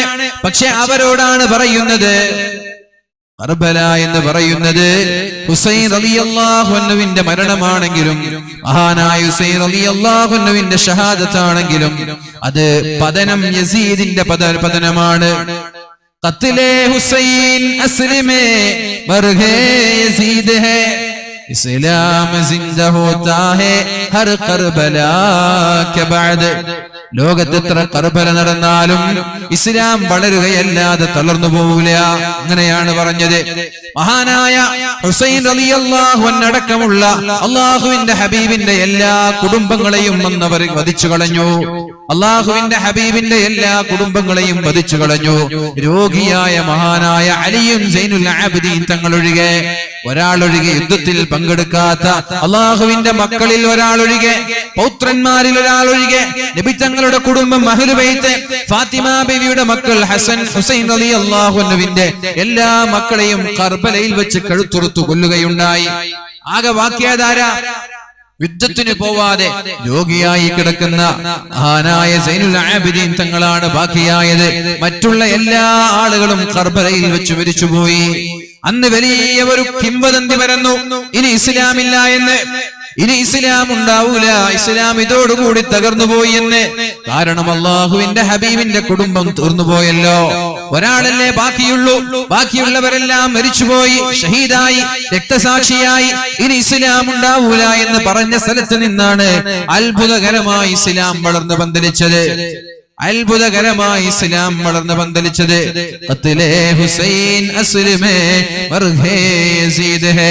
സത്യത്തിൽ മഹാനായ ഹുസൈൻ റളിയല്ലാഹു അൻഹുവിന്റെ കൊലപാതകം, ഇസ്ലാം മഹാനായ ഹുസൈൻ റളിയല്ലാഹു അൻഹുവിന്റെ ഷഹാദത്ത്, അത് യസീദിന്റെ മരണമാണ്. കാരണം ഇസ്ലാം തകരുകയല്ല, അതിനുശേഷം ഇസ്ലാം വളരുകയാണ് ചെയ്തത്. ലോകത്ത് ഇസ്ലാമിന്റെ ചരിത്രം എവിടെ നോക്കിയാലും തുർക്കിയിൽ ഒരുപാട് കാലം ഒട്ടോമൻ എംപയർ ഉണ്ടായിരുന്നു. അവിടെ വളരെ മനോഹരമായ ഇസ്ലാമിക രാജ്യമുണ്ടായിരുന്നു. ആ ഇസ്ലാമിക രാജ്യത്തിലേക്കാണ് അത്താതുർക്ക് കടന്നു വരുന്നത്. അത്താതുർക്ക് അവിടെ ബാങ്ക് കൊടുക്കാൻ വിട്ടില്ല, നിസ്കരിക്കാൻ വിട്ടില്ല. ഇസ്ലാമിന്റെ പരസ്യമായ സർവ്വ അടയാളങ്ങളെയും എടുത്തു കളഞ്ഞു. ഹിജാബ് ധരിക്കാൻ പാടില്ല, തൊപ്പി ധരിക്കാൻ പാടില്ല, പരസ്യമായി ബാങ്ക് വിളിക്കരുത്, പരസ്യമായി ഖുർആൻ ഓതരുത്. അങ്ങനെ മുസ്ലിം രാഷ്ട്രത്തിൽ വെച്ച് ഇസ്ലാമിന്റെ സർവ്വ അടയാളങ്ങളും തകർത്ത് തരിപ്പണമാക്കി. ആ അത്താതുർക്കിന്റെ തുർക്കിയാണ്, ആ അത്താതുർക്കിന്റെ തുർക്കിയാണ് ഇന്ന് പരിശുദ്ധമായ റബീഉൽ അവ്വൽ 12-ാം ദിവസം ലൈലത്തുൽ ഖദറിന്റെ രാത്രി പോലെ, ലൈലത്തുൽ ഖദറിന്റെ രാത്രി പോലെ ഉറങ്ങാതെ പരിശുദ്ധമായ ഖുർആൻ ഓതി സ്വലാത്ത് ചൊല്ലി ലൈലത്തുൽ ഖദറിന്റെ രാത്രി പോലെ അല്ലാഹുവിന്റെ ഹബീബ് ജനിച്ച ആ ദിവസത്തെ ബഹുമാനിക്കുന്നുണ്ട് തുർക്കി. തുർക്കിയിലുള്ള സർവ്വ പള്ളികളിലും സുന്നത്ത് ജമാഅത്തിന്റെ ആശയങ്ങൾ, തുർക്കിയിലുള്ള സർവ്വ പള്ളികളിലും റബീഉൽ അവ്വൽ 12-ന്റെ രാത്രിയായാൽ അവർക്ക് ഉറക്കില്ല. എന്റെ കൂടെ എന്റെ ഒരു സുഹൃത്ത്, ഹുദവിയായ സുഹൃത്ത് തുർക്കിയിൽ പഠിച്ചുകൊണ്ടിരുന്നു. അതേപോലെ എന്റെ ഒരു അനുജനും ഉണ്ടായിരുന്നു തുർക്കിയിൽ. ഈ റബീഉൽ അവ്വലിന്റെ രാത്രിയിൽ ഒരു ഖത്തം ഖുർആൻ ഓതി തീർത്ത ആളുകൾ വരെയുണ്ട്. 12-ാം രാത്രിയിൽ ഉറങ്ങാതെ പരിശുദ്ധമായ ഖുർആൻ ഓതി അള്ളാഹുവിന്റെ ഹബീബിനോടുള്ള ഇഷ്ടം കാരണത്താൽ. അപ്പൊ എവിടെയാണോ ഇസ്ലാമിന്റെ അടയാളത്തെ മായ്ച്ചു കളയാൻ ആളുകൾ ശ്രമിക്കുന്നത്, അവിടെ ഇസ്ലാം വളരുകയല്ലാതെ തളരുമെന്ന് ആരും വിചാരിക്കണ്ട, ആരും വിശ്വസിക്കണ്ട. പക്ഷേ അല്ലാഹുവിന്റെ ഹബീബായ റസൂലുള്ളാഹി സ്വല്ലല്ലാഹു അലൈഹി വസല്ലമ തങ്ങൾ വ്യക്തമായി ചില നിർദ്ദേശങ്ങൾ നമ്മൾക്ക് നൽകിയിട്ടുണ്ട്. വെറുതെ അങ്ങ് വിജയിക്കുമെന്ന്, വെറുതെ അങ്ങ് പിടിച്ചു നിൽക്കാൻ സാധിക്കുമെന്ന് നിങ്ങൾ ആരും വിചാരിക്കണ്ട. റസൂലുള്ളാഹി സ്വല്ലല്ലാഹു അലൈഹി വസല്ലമ തങ്ങളുടെ സമീപത്തേക്ക് മഹാനായ ഖബ്ബാബ് റളിയല്ലാഹു അൻഹു കടന്നു വരുന്നുണ്ട്. മഹാനായ ഖബ്ബാബ് റളിയല്ലാഹു അൻഹു കടന്നു വരുന്നുണ്ട്. യാ റസൂലല്ലാഹ്, നിങ്ങൾക്ക് അല്ലാഹുവിനോട് ദുആ ചെയ്തുകൂടെ നബിയേ? മത്താ തദഉല്ലാഹ ലനാ വമത്താ തസ്തൻസിറു ലനാ. നബിയേ, നിങ്ങൾക്ക് അല്ലാഹുവിനോട് ദുആ ചെയ്തുകൂടെ നബിയേ? അല്ലാഹുവിനോട് സഹായം ചോദിച്ചുകൂടെ നബിയേ? എത്ര കാലമായി പ്രയാസങ്ങൾ അനുഭവിക്കാൻ തുടങ്ങിയിട്ട്? മുസ്ലിമായതിന്റെ പേരിലാണ് കത്തിച്ചൊലിച്ചുകൊണ്ടിരിക്കുന്ന അടുപ്പിലേക്ക് വസ്ത്രം ഇല്ലാതെ വിവസ്ത്രനായി ശരീരമാസകലം വസ്ത്രങ്ങളെല്ലാം ഊരിയെടുത്തിട്ട് നഗ്നനായി അടുപ്പിൽ കിടത്തിയത്. വളരെ നീളത്തിലൊരു അടുപ്പുണ്ടാക്കി, വളരെ നീളത്തിലൊരു അടുപ്പുണ്ടാക്കി. ആ അടുപ്പ് ഖബ്ബാബ് റളിയല്ലാഹു അൻഹുവിന്റെ ശരീരത്തിന്റെ പിന്നിലുള്ള മാംസത്തിന്റെ തണുപ്പ് കൊണ്ടിട്ടാണ്. ആ ഖബ്ബാബ് റളിയല്ലാഹു അൻഹുവിന്റെ പുറംഭാഗം നിറയെ വെളുത്ത് വെള്ളപ്പാണ്ട് പോലെ തീയിന്റെ അടയാളങ്ങളായിരുന്നു. എന്തു തെറ്റ് ചെയ്തതിന്റെ പേരിലാണ്? ഒരു തെറ്റും ചെയ്തിട്ടില്ല. എന്താ തെറ്റ്? ലാ ഇലാഹ ഇല്ലല്ലാഹ് മുഹമ്മദുർ റസൂലുള്ളാഹ്, അല്ലാഹു അല്ലാതെ മറ്റൊരു ഇലാഹില്ല, ഞാൻ അല്ലാഹുവിന്റെ പ്രവാചകനാണ് എന്ന് പറഞ്ഞതിന്റെ പേരിൽ ജീവനോടെ തീയിലേക്ക് വലിച്ചെറിഞ്ഞു മഹാനായ ഖബ്ബാബ് തങ്ങളെ. ആ ഖബ്ബാബ് തങ്ങളാണ് അല്ലാഹുവിന്റെ ഹബീബിനോട് ചോദിച്ചത്, അലാ തദഉല്ലാഹ ലനാ, അല്ലാഹുവിനോട് ഞങ്ങൾക്ക് വേണ്ടി ദുആ ചെയ്തുകൂടെ? എത്ര കാലമായി കഷ്ടം അനുഭവിക്കുന്നത്? എത്ര കാലമാണ് നബിയെ ഈ പ്രയാസം സഹിക്കുന്നത്? അതുകൊണ്ടൊന്ന് അല്ലാഹുവിനോട് ദുആ ചെയ്യണം, അല്ലാഹുവിനോട് പ്രാർത്ഥിക്കണം നബിയെ, ഈ ശത്രുക്കളുടെ ശർറിൽ നിന്ന്, ശത്രുക്കളുടെ പ്രയാസങ്ങളിൽ നിന്ന് രക്ഷപ്പെടാൻ. അപ്പോഴാണ് റസൂലുള്ളാഹി സ്വല്ലല്ലാഹു അലൈഹി വസല്ലമ തങ്ങൾ പരിശുദ്ധമായ സൂറത്തുൽ ബഖറയുടെ ഒരു ആയത്ത് ഓതി കൊടുക്കുന്നത്. ഖബ്ബാബേ, എന്താ നീ വിചാരിച്ചത്? വെറുതെ അങ്ങ് സ്വർഗ്ഗം കിട്ടുമെന്ന് വിചാരിച്ചോ ഖബ്ബാബ്? أم حسبتم أن تدخلوا الجنة ولما ولما يأتكم مثل الذين خلوا من قبلكم مستهم البأساء والضراء وزلزلوا حتى يقول الرسول والذين آمنوا معه متى نصر الله ألا إن نصر الله قريب. മഹാനായ ഖബ്ബാബ് തങ്ങളോട് അല്ലാഹുവിന്റെ ഹബീബ് പറയുകയാണ്, അം ഹസിബതും തദ്ഖുലുൽ ജന്ന, വെറുതെ അങ്ങ് സ്വർഗ്ഗത്തിൽ കടക്കാമെന്ന് വിചാരിച്ചോ ഖബ്ബാബ്? സ്വർഗ്ഗത്തിലേക്ക് വളരെ എളുപ്പത്തിൽ കടക്കാമെന്ന് കടക്കാമെന്ന് പ്രതീക്ഷിച്ചോ ഖബ്ബാബ്? അം ഹസിബതും തദ്ഖുലുൽ ജന്ന വലമ്മാ യഅതികും മസലുൽ ലദീന ഖലൂ മിൻ ഖബ്ലികും, നിങ്ങൾക്ക് മുമ്പ് കഴിഞ്ഞുപോയ ആളുകൾ അനുഭവിച്ചതുപോലെ പീഡനങ്ങൾ അനുഭവിക്കാതെ, അവരനുഭവിച്ച പ്രയാസങ്ങൾ നേരിടാതെ, ദുരിതങ്ങളും പീഡനങ്ങളും പ്രാരാബ്ദങ്ങളും ഏൽക്കാതെ, വെല്ലുവിളികൾ ഏൽക്കാതെ വെറുതെ അങ്ങ് സ്വർഗ്ഗത്തിലേക്ക് കടക്കാൻ പറ്റുമെന്ന് വിചാരിച്ചോ ഖബ്ബാബേ എന്ന് അല്ലാഹുവിന്റെ ഹബീബായ റസൂലുള്ളാഹി സ്വല്ലല്ലാഹു അലൈഹി വസല്ലമ തങ്ങൾ മഹാനായ ഖബ്ബാബ് റളിയല്ലാഹു അൻഹുവിനോട് ചോദിക്കുകയാണ്, നിനക്കങ്ങനെ തോന്നുന്നുണ്ടോ ഖബ്ബാബേ? എന്നിട്ട് പറഞ്ഞു, മസ്സതുഹുമുൽ ബഅസാ والضراء وزلزلوا حتى يقول الرسول والذين آمنوا معه متى نصر الله. ഖബ്ബാബേ, നിന്റെ മുമ്പ് കഴിഞ്ഞുപോയ പ്രവാചകന്മാർ അവരുടെ കാലുകൾ വിറച്ചിട്ടുണ്ട്, അവരുടെ സമുദായത്തിന്റെ കാലുകൾ കിടുകിടാ വിറച്ചിട്ടുണ്ട്. വസുൽസിലു ഹത്താ യഖൂല الرسول والذين آمنوا معه متى نصر الله. എപ്പോഴാണ് റബ്ബേ അല്ലാഹുവിന്റെ സഹായം കിട്ടുന്നത്? മതാ നസ്റുല്ലാഹ്, എപ്പോഴാണ് റബ്ബേ അല്ലാഹുവിന്റെ സഹായം കിട്ടുന്നത് എന്നിങ്ങനെ പേടിച്ചു വിറച്ചുകൊണ്ട് കഴിഞ്ഞ കാലങ്ങളിലെ പ്രവാചകന്മാരും അതേപോലെ മഹാന്മാരായ അവരുടെ അനുയായികളും അല്ലാഹുവിനോട് ദുആ ചെയ്തിട്ടുണ്ട്. ഖബ്ബാബേ, നമ്മളൊക്കെ അനുഭവിച്ചത് ചെറിയ ചെറിയ കാര്യങ്ങൾ. ആരോടായത് പറയുന്നത്? ജീവനോടെ പച്ചയ്ക്ക് തീയിലേക്ക് വലിച്ചെറിഞ്ഞ് പുറംഭാഗം മുഴുവനും വെള്ളപ്പാണ്ട് പോലെ വെളുത്തു കിടക്കുന്ന ഖബ്ബാബിനോടാ പറയുന്നത്. പട്ടിണിയാണ്, മക്കയിൽ നിന്ന് നിരന്തരമായി പീഡനമേറ്റപ്പോഴാണ് മദീനയിലേക്ക് യാത്ര പോയത്. എന്നാൽ മദീനയിലും ആശ്വാസമില്ല. മദീനയിൽ പോയപ്പോൾ, മദീനയിൽ എത്തിയപ്പോൾ അവിടെയും പ്രയാസം തന്നെയാണ്. ആ സമയത്താണ് ദുആ ചെയ്യാൻ പറഞ്ഞത്. എന്നിട്ട് റസൂലുള്ളാഹി സ്വല്ലല്ലാഹു അലൈഹി വസല്ലമ തങ്ങൾ ചോദിക്കുന്നുണ്ട്, ഖബ്ബാബേ, മുമ്പ് കഴിഞ്ഞു പോയ സമുദായങ്ങൾ അനുഭവിച്ച പ്രയാസങ്ങൾ എന്തൊക്കെയാണെന്നറിയുമോ ഖബ്ബാബേ? അവര് തെറ്റ് ചെയ്തിട്ടില്ല. ലാ ഇലാഹ ഇല്ലല്ലാഹ് എന്ന് പറഞ്ഞതിന്റെ പേരിൽ ഇരുമ്പിന്റെ കൂർത്ത മുനകളുള്ള ചീർപ്പുകൾ കൊണ്ടുവന്നിട്ട്, ഇരുമ്പിന്റെ മൂർച്ചയുള്ള കൂർത്ത മുനകളുള്ള ചീർപ്പുകൾ കൊണ്ടുവന്നിട്ട് ഒരാളെ തല വാർന്നെടുക്കുന്നത് പോലെ മാംസങ്ങൾ വാർന്നെടുത്തിട്ടുണ്ട് ഖബ്ബാബേ. ഒരാളിങ്ങനെ നിർത്തിയിട്ട് നല്ല മൂർച്ചയുള്ള ചീർപ്പ് കൊണ്ടുവന്നിട്ട് തല വാർന്നെടുക്കുന്നത് പോലെ മാംസം ഇങ്ങനെ വാർന്നെടുത്തു.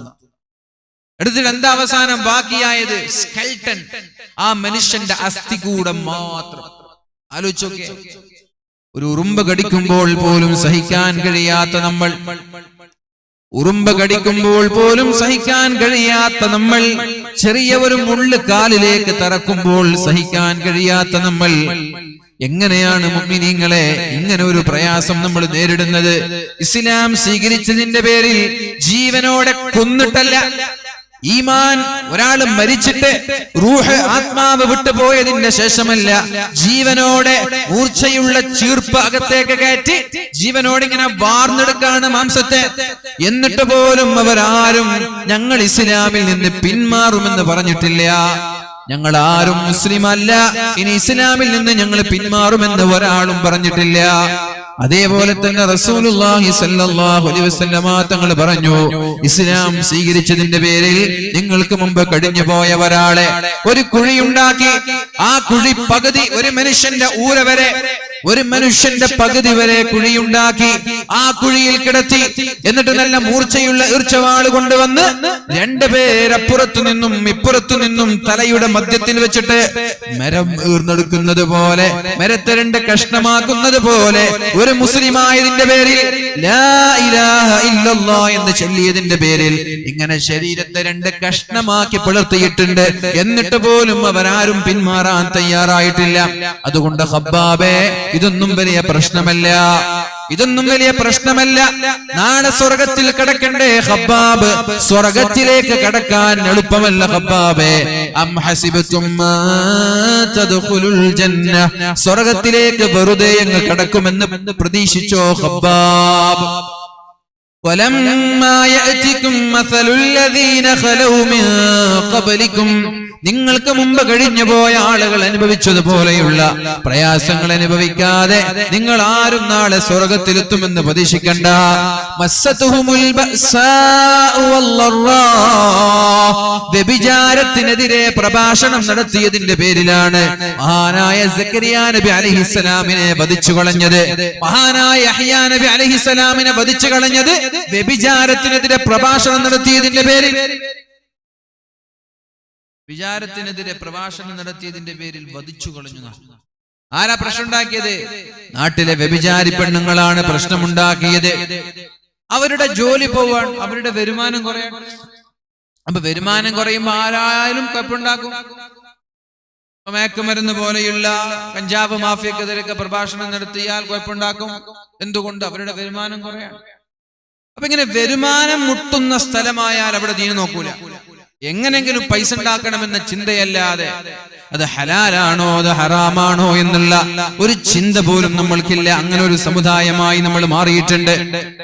റസൂലുള്ളാഹി സ്വല്ലല്ലാഹു അലൈഹി വസല്ലം നമ്മോട് പഠിപ്പിച്ചു. മുസ്ലിമീങ്ങളായ മുഅ്മിനീങ്ങളായ എല്ലാ ആളുകളോടും ഞാൻ പറയുകയാണ്, പൗരത്വ ബിൽ എന്താണെന്ന് ഞാൻ നിങ്ങളോട് പറഞ്ഞു തരേണ്ട ആവശ്യമില്ല, അതിനെ വിശദീകരിച്ചു തരേണ്ട ആവശ്യമില്ല. പാകിസ്ഥാനിൽ നിന്നും അഫ്ഗാനിസ്ഥാനിൽ നിന്നും ബംഗ്ലാദേശിൽ നിന്നും ഇന്ത്യയിലേക്ക് കുടിയേറി പാർത്ത മുസ്ലിമീങ്ങളല്ലാത്ത എല്ലാ മതക്കാർക്കും പൗരത്വം നൽകുമെന്നാ പറഞ്ഞത്. എല്ലാ മതക്കാർക്കും പൗരത്വം നൽകും. അപ്പൊ സ്വാഭാവികമായി എന്തേ അവിടെ നിന്ന് വരുന്ന മുസ്ലിമീങ്ങൾക്ക് പൗരത്വം നൽകാത്തത് എന്ന് ചോദിച്ചപ്പോഴാണ് നമ്മുടെ ആഭ്യന്തരമന്ത്രി പറഞ്ഞത്, പാകിസ്ഥാൻ എന്നുള്ളത് മുസ്ലിം രാജ്യമല്ലേ, അവിടെ നിന്ന് മുസ്ലിമീങ്ങൾ ഇന്ത്യയിലേക്ക് കടന്നു വരൂലല്ലോ. അഫ്ഗാനിസ്ഥാൻ എന്നുള്ളത് മുസ്ലിം രാജ്യമാണ്, അവിടെ നിന്ന് മുസ്ലിമീങ്ങൾ ഇന്ത്യയിലേക്ക് കടന്നു വരൂലല്ലോ. അതേപോലെ തന്നെ ബംഗ്ലാദേശ് മുസ്ലിം രാജ്യമാണ്, അവിടെ നിന്നും മുസ്ലിമീങ്ങൾ ഇന്ത്യയിലേക്ക് കടന്നു വരൂലല്ലോ. അതുകൊണ്ട് മുസ്ലിമീങ്ങളുടെ പേര് പരാമർശിക്കേണ്ട ആവശ്യമില്ലല്ലോ എന്നാണ് അമിത്ഷാ പറഞ്ഞത്. ശരി തന്നെയാണ്, നല്ല ന്യായമാണ്. പക്ഷേ ചോദിക്കട്ടെ, ഈ മൂന്ന് രാജ്യങ്ങളിൽ എവിടെയെങ്കിലും മ്യാൻമറിൽ സംഭവിച്ചതുപോലെ ന്യൂനപക്ഷങ്ങൾക്കെതിരെയുള്ള വംശഹത്യ നടന്നതായി തെളിയിക്കാൻ സാധിക്കുമോ? നമ്മുടെ തൊട്ടടുത്തുള്ള മ്യാൻമർ, ആ മ്യാൻമറിനോളം ഈ ഇന്ത്യ രാജ്യത്തോടടുത്തതാണോ അഫ്ഗാനിസ്ഥാൻ? അഫ്ഗാനിസ്ഥാൻ ഇന്ത്യയോട് എത്രത്തോളം അടുത്തു നിൽക്കുന്നു എന്നൊന്ന് മാപ്പ് നോക്കണം. റോഹിംഗ്യ അവിടെയുള്ള മ്യാൻമർ ഇന്ത്യയുമായി എത്രത്തോളം അടുത്തിരിക്കുന്നു എന്ന് മാപ്പ് നോക്കണം. അഫ്ഗാനിസ്ഥാൻ വളരെ തുച്ഛമായ ചെറിയ ഒരു ഭാഗം മാത്രമാണ് അയൽപ്പക്കമായി കിടക്കുന്നത്. എന്നാൽ മ്യാൻമർ അങ്ങനെയല്ല. എന്നാൽ ശ്രീലങ്ക അങ്ങനെയല്ല. ശ്രീലങ്കയുടെ LTTE-യുടെ പീഡനം മൂലം എത്രയോ മുസ്ലിമീങ്ങൾ ഇന്ത്യയിലേക്ക് കടന്നു വന്നിട്ടുണ്ട്. മ്യാൻമറിലുള്ള ബുദ്ധസന്യാസിമാരുടെ പീഡനം കാരണത്താൽ മഹാന്മാരായ സ്വഹാബാക്കൾ നേരിട്ട പ്രശ്നത്തെക്കാളും വലിയ പ്രയാസങ്ങൾ മ്യാൻമറിൽ നേരിട്ടിട്ടുണ്ട്. മുള്ളിന്റെ മരങ്ങളിൽ അവരെ കെട്ടിയിട്ടടിച്ചിട്ടുണ്ട്, ജീവനോടെ കത്തിച്ചിട്ടുണ്ട്. ഇതൊക്കെ നമ്മൾ ലൈവായി നമ്മുടെ വീഡിയോകൾ കണ്ടതാണ്. ഇതുപോലെ മ്യാൻമറിൽ നടന്നതുപോലെയുള്ള വംശഹത്യ ഈ മൂന്ന് രാജ്യങ്ങളിലും നടന്നിട്ടില്ല. എന്തുകൊണ്ട്? മ്യാൻമറിൽ നിന്ന് ഇന്ത്യയിലേക്ക് കടന്നു വന്ന മുസ്ലിമീങ്ങൾക്ക് പൗരത്വം നൽകുമെന്ന് പറഞ്ഞില്ല. അവിടെയാണ് പ്രശ്നം.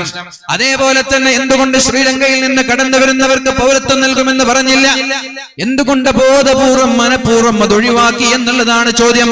പക്ഷേ ഞാൻ പറയട്ടെ, ഇത് മുസ്ലിമീങ്ങളുടെ പ്രശ്നമാണെന്ന് ആരും തെറ്റിദ്ധരിക്കണ്ട. ഇത് മുസ്ലിമീങ്ങളുടെ പ്രശ്നമല്ല, നമ്മളത് ബാധിക്കാനും പോകുന്നില്ല. ഇത് ഇന്ത്യക്കാരന്റെ പ്രശ്നമാണ്. ഇന്ത്യയുടെ ഭരണഘടനയെ പരസ്യമായി വ്യഭിചരിക്കുന്നവർ, പരസ്യമായി ചോദ്യം ചെയ്യുന്നവർ, പരസ്യമായി കൈകടത്തുമ്പോ നഷ്ടപ്പെടുന്നത് ഇന്ത്യയുടെ അഭിമാനമാണ്. മറ്റുള്ള രാജ്യങ്ങൾക്കിടയിൽ ഇന്ത്യയുടെ പ്രത്യേകമായ സ്ഥാനം എന്തായിരുന്നു? നാനാതത്വത്തിൽ ഏകത്വം എന്ന് പറയുന്ന മനോഹരമായ ആശയം, സെക്യുലറിസം, മതേതരത്വം, ഇങ്ങനെയുള്ള സർവ മനോഹരമായ ആശയങ്ങൾ, എല്ലാ പൗരന്മാർക്കും തുല്യമായ നീതി, ഏത് മതക്കാരായാലും ഏത് വിഭാഗക്കാരായാലും എല്ലാ മതങ്ങൾക്കും തുല്യമായ നീതി. മതത്തിന്റെ പേരിൽ ഇവിടെ വിധി നിർണ്ണയിക്കാൻ പാടില്ല, മതത്തിന്റെ പേരിൽ ഇവിടെ പ്രശ്നമുണ്ടാക്കാൻ പാടില്ല. ഇതാണ് അംബേദ്കർ അടക്കമുള്ള ഭരണഘടന നിർമ്മാതാക്കൾ ഭരണഘടനയിൽ വളരെ വ്യക്തമായി കുറിച്ചു വെച്ചിട്ടുള്ളത്. പക്ഷെ ഇതിനെതിരെ ചോദ്യം ചെയ്യുമ്പോൾ മുസ്ലിമീങ്ങളല്ല ഇവിടെ പ്രശ്നമുണ്ടാക്കേണ്ടത്, ഇവിടുത്തെ ബഹുഭൂരിഭാഗം ഹിന്ദുക്കളാണ് പ്രശ്നമുണ്ടാക്കേണ്ടത്. കാരണം 80% ഹിന്ദുക്കളാണ് നമ്മുടെ ഇന്ത്യ രാജ്യത്തുള്ളത്, 14% മുസ്ലിമീങ്ങളുള്ളത്. 80% ഏകദേശം 79.8 ഹിന്ദുക്കളും 14.2 മുസ്ലിമീങ്ങളുമാണ് ഇന്ത്യയിലുള്ളത്. അപ്പൊ ആരോടായി വെല്ലുവിളി? ആരെയായി ചോദ്യം ചെയ്യുന്നത്? ഇവിടെയുള്ള നല്ലവരായ ഹിന്ദുക്കളോടാണ് ഈ വെല്ലുവിളിയുള്ളത്. എന്തിനേറെ ആസാമിലെ ഇനി പുതിയ പൗരത്വ രജിസ്ട്രേഷൻ കടന്നു വരുമ്പോ അവിടെ നൽകുന്ന രജിസ്ട്രേഷനിൽ എത്രയോ ഹിന്ദുക്കളെ കുടിയേറ്റക്കാരായിട്ടാണ് ചിത്രീകരിക്കുക. അവര് പൗരന്മാരാണ്, പക്ഷേ പുതിയ കുടി എന്ന് നമ്മൾ പറയാറുള്ളത് പോലെ നമ്മുടെ പള്ളിയിലേക്ക് മറ്റുള്ള ജമാഅത്തിൽ നിന്ന് വന്ന് പുതിയ വീടെടുത്താൽ ആ പള്ളിയിൽ ചേർക്കുന്നറിയോ? പുതിയ കുടി എന്നാ ചേർക്കുക. അത് ഈ പള്ളിന്റെ പ്രസിഡന്റ് ആണെങ്കിൽ ആരാണെങ്കിലും വർഷങ്ങളായാലും അത് പുതിയ കുടി അങ്ങനെ ചേർക്കുക. അതേപോലെ ഇന്ത്യയുടെ വർഷങ്ങളായി ആസാം പോലെയുള്ള സംസ്ഥാനങ്ങളിൽ താമസിക്കുന്നവർ ഹിന്ദുക്കളായാലും മറ്റുള്ള ഏത് മതങ്ങളായാലും അവർക്ക് ലഭിക്കാൻ പോകുന്ന അംഗീകാരം എന്നുള്ളത് കുടിയേറ്റക്കാരായ പൗരന്മാരെന്നുള്ളതാണ്. കുടിയേറ്റക്കാരായ പൗരന്മാർ, അവിടെയുള്ള ബ്രാഹ്മണരായ ആസാമികളായ ഹിന്ദുക്കൾ, ഇവർക്ക് പോലും പൗരത്വം നൽകാൻ പാടില്ല എന്ന അഭിപ്രായക്കാരാണ്. മുസ്ലിമീങ്ങൾക്കല്ല, മറ്റുള്ള മതങ്ങൾക്കും നൽകാൻ പാടില്ല എന്ന അഭിപ്രായക്കാരാണ്. അവിടെ പ്രശ്നമുണ്ടാക്കിയത് മുസ്ലിമീങ്ങളല്ല, അവിടെ കലാപമുണ്ടാക്കിയത് മുസ്ലിമീങ്ങളല്ല. ഏതായാലും ഇങ്ങനെ ഒരു തീരുമാനത്തെ മതം നോക്കാതെ എല്ലാ ആളുകളും ഒന്നിച്ചിറങ്ങിയിട്ടാണ് പ്രതിഷേധിക്കേണ്ടത്. ഏത് തോന്നിവാസവും ചെയ്യാമെന്നാണോ?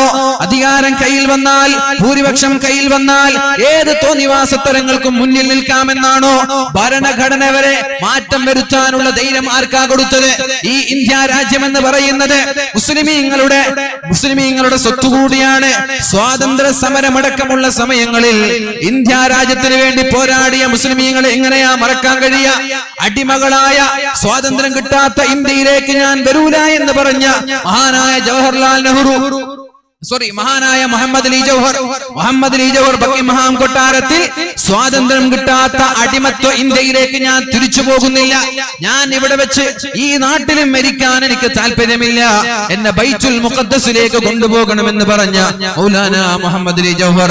അതേപോലെ തന്നെ മഹാനായ അബുൽ ബഷർ ആദം നബി അലൈഹിസ്സലാം ഇന്ത്യയിൽ നിന്ന് നടന്നുകൊണ്ട് 40 ഹജ്ജ് ചെയ്തിട്ടുണ്ട് എന്ന് പരിശുദ്ധ റസൂലുള്ളാഹി സ്വല്ലല്ലാഹു അലൈഹി വസല്ലമ തങ്ങൾ പറയുന്നത്. മുഗളന്മാരല്ല ഇവിടെ ഇസ്ലാം കൊണ്ടുവന്നത്, ബാബറല്ല, അക്ബറല്ല, ജഹാംഗീറല്ല, ഔറംഗസീബല്ല, ടിപ്പു സുൽത്താനല്ല. പിന്നെ ആരാണ് ഇവിടെ ഇസ്ലാം കൊണ്ടുവന്നത്? മഹാനായ ആദം നബി അലൈഹിസ്സലാമിന്റെ കാലം മുതൽ തന്നെ ഇവിടെ പ്രവാചകന്മാരുണ്ട്. മഹാനായ ആദം നബി അലൈഹിസ്സലാം ഇന്ത്യയിൽ നിന്ന് നടന്നിട്ട് 40 ഹജ്ജ് ചെയ്തിട്ടുണ്ട് എന്ന് ഹജ്ജ ആദമു മാശിയം മിനൽ ഹിന്ദി, ഇന്ത്യയിൽ നിന്ന് നടന്നിട്ട് 40 ഹജ്ജ് ചെയ്തിട്ടുണ്ട് എന്ന് പരിശുദ്ധ റസൂലുള്ളാഹ്. അപ്പൊ 40 ഹജ്ജ് ഇന്ത്യയിൽ നിന്ന് ചെയ്തു എന്ന് പറയുമ്പോ 39 ഹജ്ജും കഴിഞ്ഞിട്ട് തിരിച്ച് ഇന്ത്യയിലേക്ക് തന്നെ വന്നു എന്നല്ല അർത്ഥം, അല്ലെ? 40 ഹജ്ജ് ആദം നബി അലൈഹിസ്സലാം ചെയ്തു എന്ന് പറയുമ്പോ ഒന്നാമത്തെ ഹജ്ജ് കഴിഞ്ഞ് തിരിച്ചു വന്നത് ഇന്ത്യയിലേക്കാണ്, രണ്ടാമത്തെ ഹജ്ജ് കഴിഞ്ഞ് തിരിച്ചു വന്നത് ഇന്ത്യയിലേക്കാണ്, മൂന്നാമത്തെ ഹജ്ജ് കഴിഞ്ഞ് തിരിച്ചു വന്നത് ഇന്ത്യയിലേക്കാണ്, നാലാമത്തെ ഹജ്ജ്, അങ്ങനെ 39 പ്രാവശ്യവും ഹജ്ജ് കഴിഞ്ഞ് ആദം നബി ഇന്ത്യയിലേക്ക് തിരിച്ചു വന്നു എന്നല്ലേ? വർഷങ്ങളോടും ഇവിടെ ജീവിച്ചു എന്നല്ലേ? അപ്പൊ അബുൽ ബഷർ ആദം നബി അലൈഹിസ്സലാം നമ്മുടെ പിതാവാണ്. അയോധ്യ രാമരാജ്യമാണെന്ന് നിങ്ങൾ വിശ്വസിക്കുന്നത് പോലെ മഹാനായ ആദം നബി അലൈഹിസ്സലാമിന്റെ കാൽപാദകൾ കൊണ്ട് അനുഗ്രഹീതമായ മണ്ണാണ്. ഈ മണ്ണിൽ നിന്നാണോ മുസ്ലിമീങ്ങളെ തുരത്താൻ നിങ്ങൾ ശ്രമിക്കുന്നത്? പൈതൃകമുണ്ട്. ആരുടെ പൈതൃകം? ആദം നബിയുടെ പൈതൃകം. ആദം നബി അലൈഹിസ്സലാം മുതൽ മഹാന്മാരായ പ്രവാചകന്മാരിലൂടെ അള്ളാഹുവിന്റെ ഹബീബിന്റെ കാലത്തും ഇവിടെ ഇസ്ലാം കടന്നു വന്നിട്ടുണ്ട്. അള്ളാഹുവിന്റെ ഹബീബ് അവിടെ പരിശുദ്ധമായ ഇസ്ലാം മക്കയിൽ ഭരിക്കുന്ന സമയം, പരിശുദ്ധമായ ഇസ്ലാമിന്റെ ആശയങ്ങൾ പ്രചരിപ്പിക്കുന്ന സമയത്ത് നമ്മുടെ കേരളത്തിലേക്ക് സ്വഹാബാക്കൾ എത്തിയിട്ടുണ്ട്.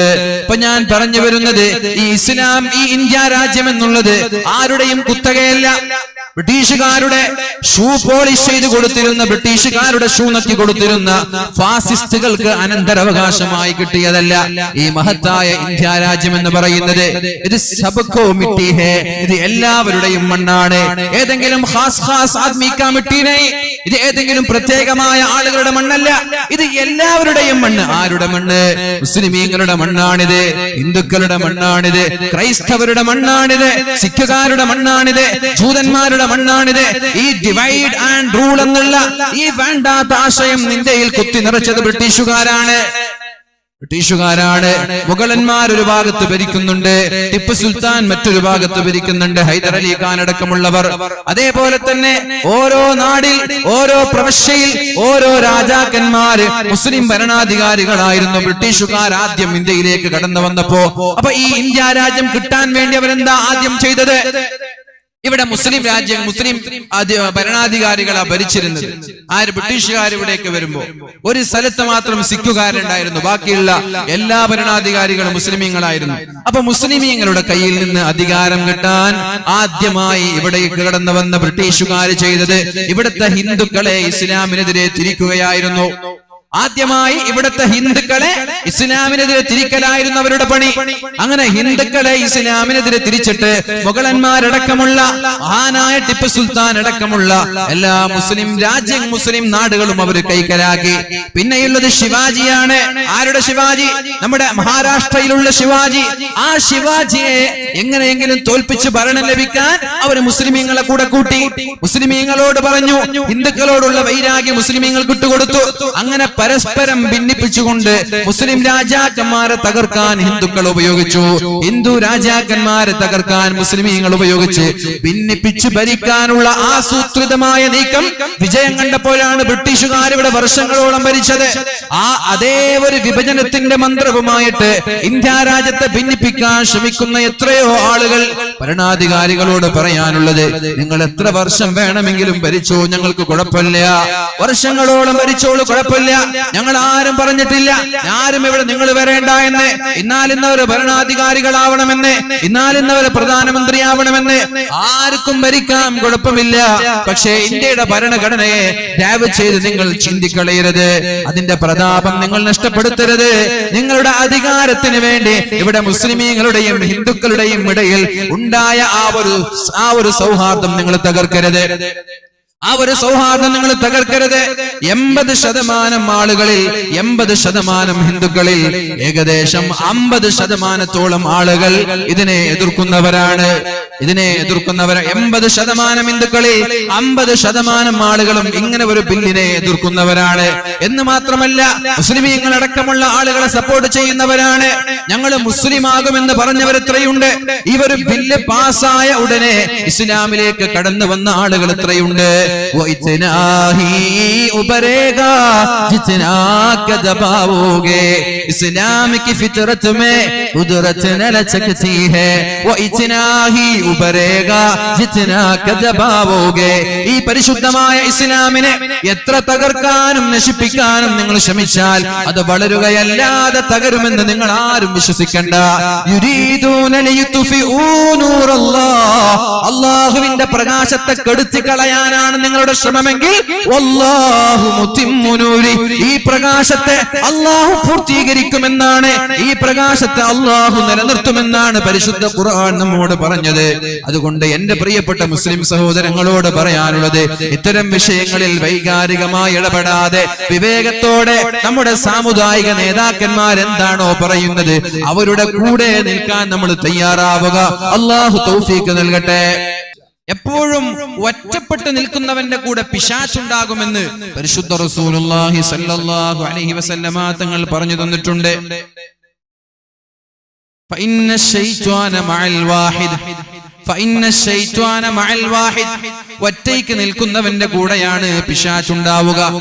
വഹുവ മിനൽ ഇത്നൈനി അബഅദ്, രണ്ടാളുകളായാൽ പിശാച് അകലും, മൂന്നാളുകളായാൽ പിശാച് അവരുടെ കൂടെ ഉണ്ടാവൂല എന്ന് മഹാനായ ഉമർ ഇബ്നുൽ ഖത്താബ് റളിയല്ലാഹു അൻഹു പറഞ്ഞിട്ടുണ്ട്. ഫമൻ അറാദ ബുഹ്ബൂഹത്തൽ ജന്ന, നാളെ സ്വർഗ്ഗത്തിന്റെ ഉന്നതമായ ദറജ, ഉന്നതമായ തട്ട്, ഉന്നതമായ സ്ഥാനം ആരെങ്കിലും ആഗ്രഹിക്കുന്നുവെങ്കിൽ ഫല്യൽസമിൽ ജമാഅ, വളരെ ഐക്യത്തോടെ സംഘടിതരായി നിൽക്കണമെന്ന് പരിശുദ്ധ റസൂൽ മഹാനായ ഉമർ ഇബ്നുൽ ഖത്താബ് റളിയല്ലാഹു അൻഹു പറയുന്നുണ്ട്. മഹാനായ ഉമർ ഇബ്നുൽ ഖത്താബ് റളിയല്ലാഹു അൻഹു പറയാണ് സംഘടിതമായി നിൽക്കണമെന്ന്. അപ്പൊ സംഘടിതമായി നിൽക്കുക.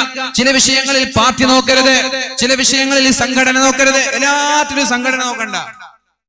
സംഘടന ഓരോ ആളുകൾക്ക് ഓരോ സംഘടന ഉണ്ടാവും, ഓരോ ആളുകൾക്ക് ഒരു രാഷ്ട്രീയ പാർട്ടി ഉണ്ടാവും. BDP-കാരുണ്ട് ഇവിടെ സ്റ്റേജിലുണ്ട്, ലീഗുകാരുണ്ട് സ്റ്റേജിൽ, INL-കാരുണ്ടാവും, ചിലപ്പോ CPM-കാരുണ്ടാവും. അത് ഓരോ ആളുകളുടെ സ്വാതന്ത്ര്യമാണ്.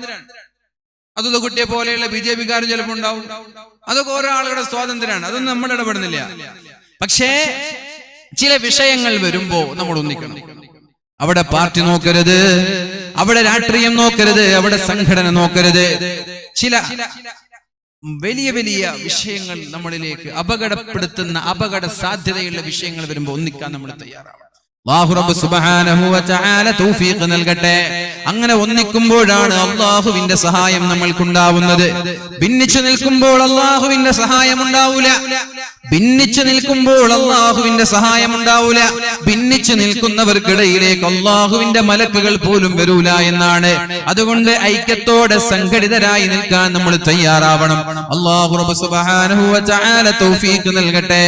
ഞാൻ നിങ്ങളോട് പറയാൻ പോകുന്ന ഒരു വിഷയം അല്ലാഹുവിന്റെ ഹബീബായ റസൂലുള്ളാഹി സ്വല്ലല്ലാഹു അലൈഹി വസല്ലമ തങ്ങൾ പറഞ്ഞു, യാ മഅശറൽ മുഹാജിരീൻ, ഓ മുഹാജിരീങ്ങളുടെ കൂട്ടമേ, ഓ മുഹാജിരീങ്ങളുടെ കൂട്ടമേ, ഖംസു ഖിസാലിൻ ഇദബ്തുലീതും ബിഹിന്ന വഅഊദു ബില്ലാഹി അൻ തുദ്രികൂഹുന്ന.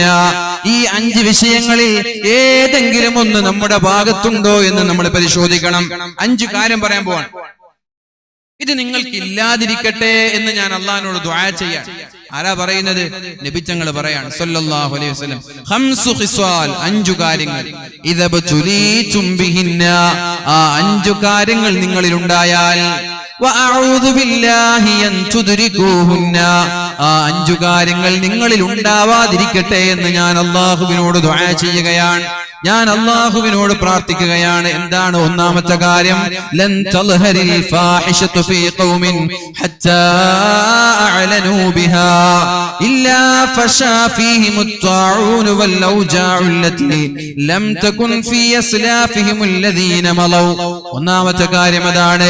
ഒന്നാമത്തെ കാര്യം ശ്രദ്ധിച്ചോളൂ എല്ലാവരും, പെണ്ണുങ്ങളായാലും ആണുങ്ങളായാലും ചെറുപ്പക്കാരായാലും ചെറുപ്പക്കാരികളായാലും എവിടെയോ നമ്മുടെ ഭാഗത്ത് വീഴ്ച വന്നിട്ടുണ്ടോ എന്ന് നമ്മൾ ആലോചിക്കണം. എന്റെ പ്രിയപ്പെട്ട ചെറുപ്പക്കാരോട് ഞാൻ പറയാണ്, എത്ര ലാഘവത്തോടെയാണ് നമ്മൾ ഇവിടെ തോന്നിവാസം ചെയ്തുകൊണ്ടിരിക്കുന്നത്. എത്ര നിസ്സാരമായിട്ടാണ്. ആരെയാ നമ്മൾക്ക് പേടിയുള്ളത്? ഉസ്താദുമാരെ പേടിയുണ്ടോ? മാതാപിതാക്കളെ പേടിയുണ്ടോ?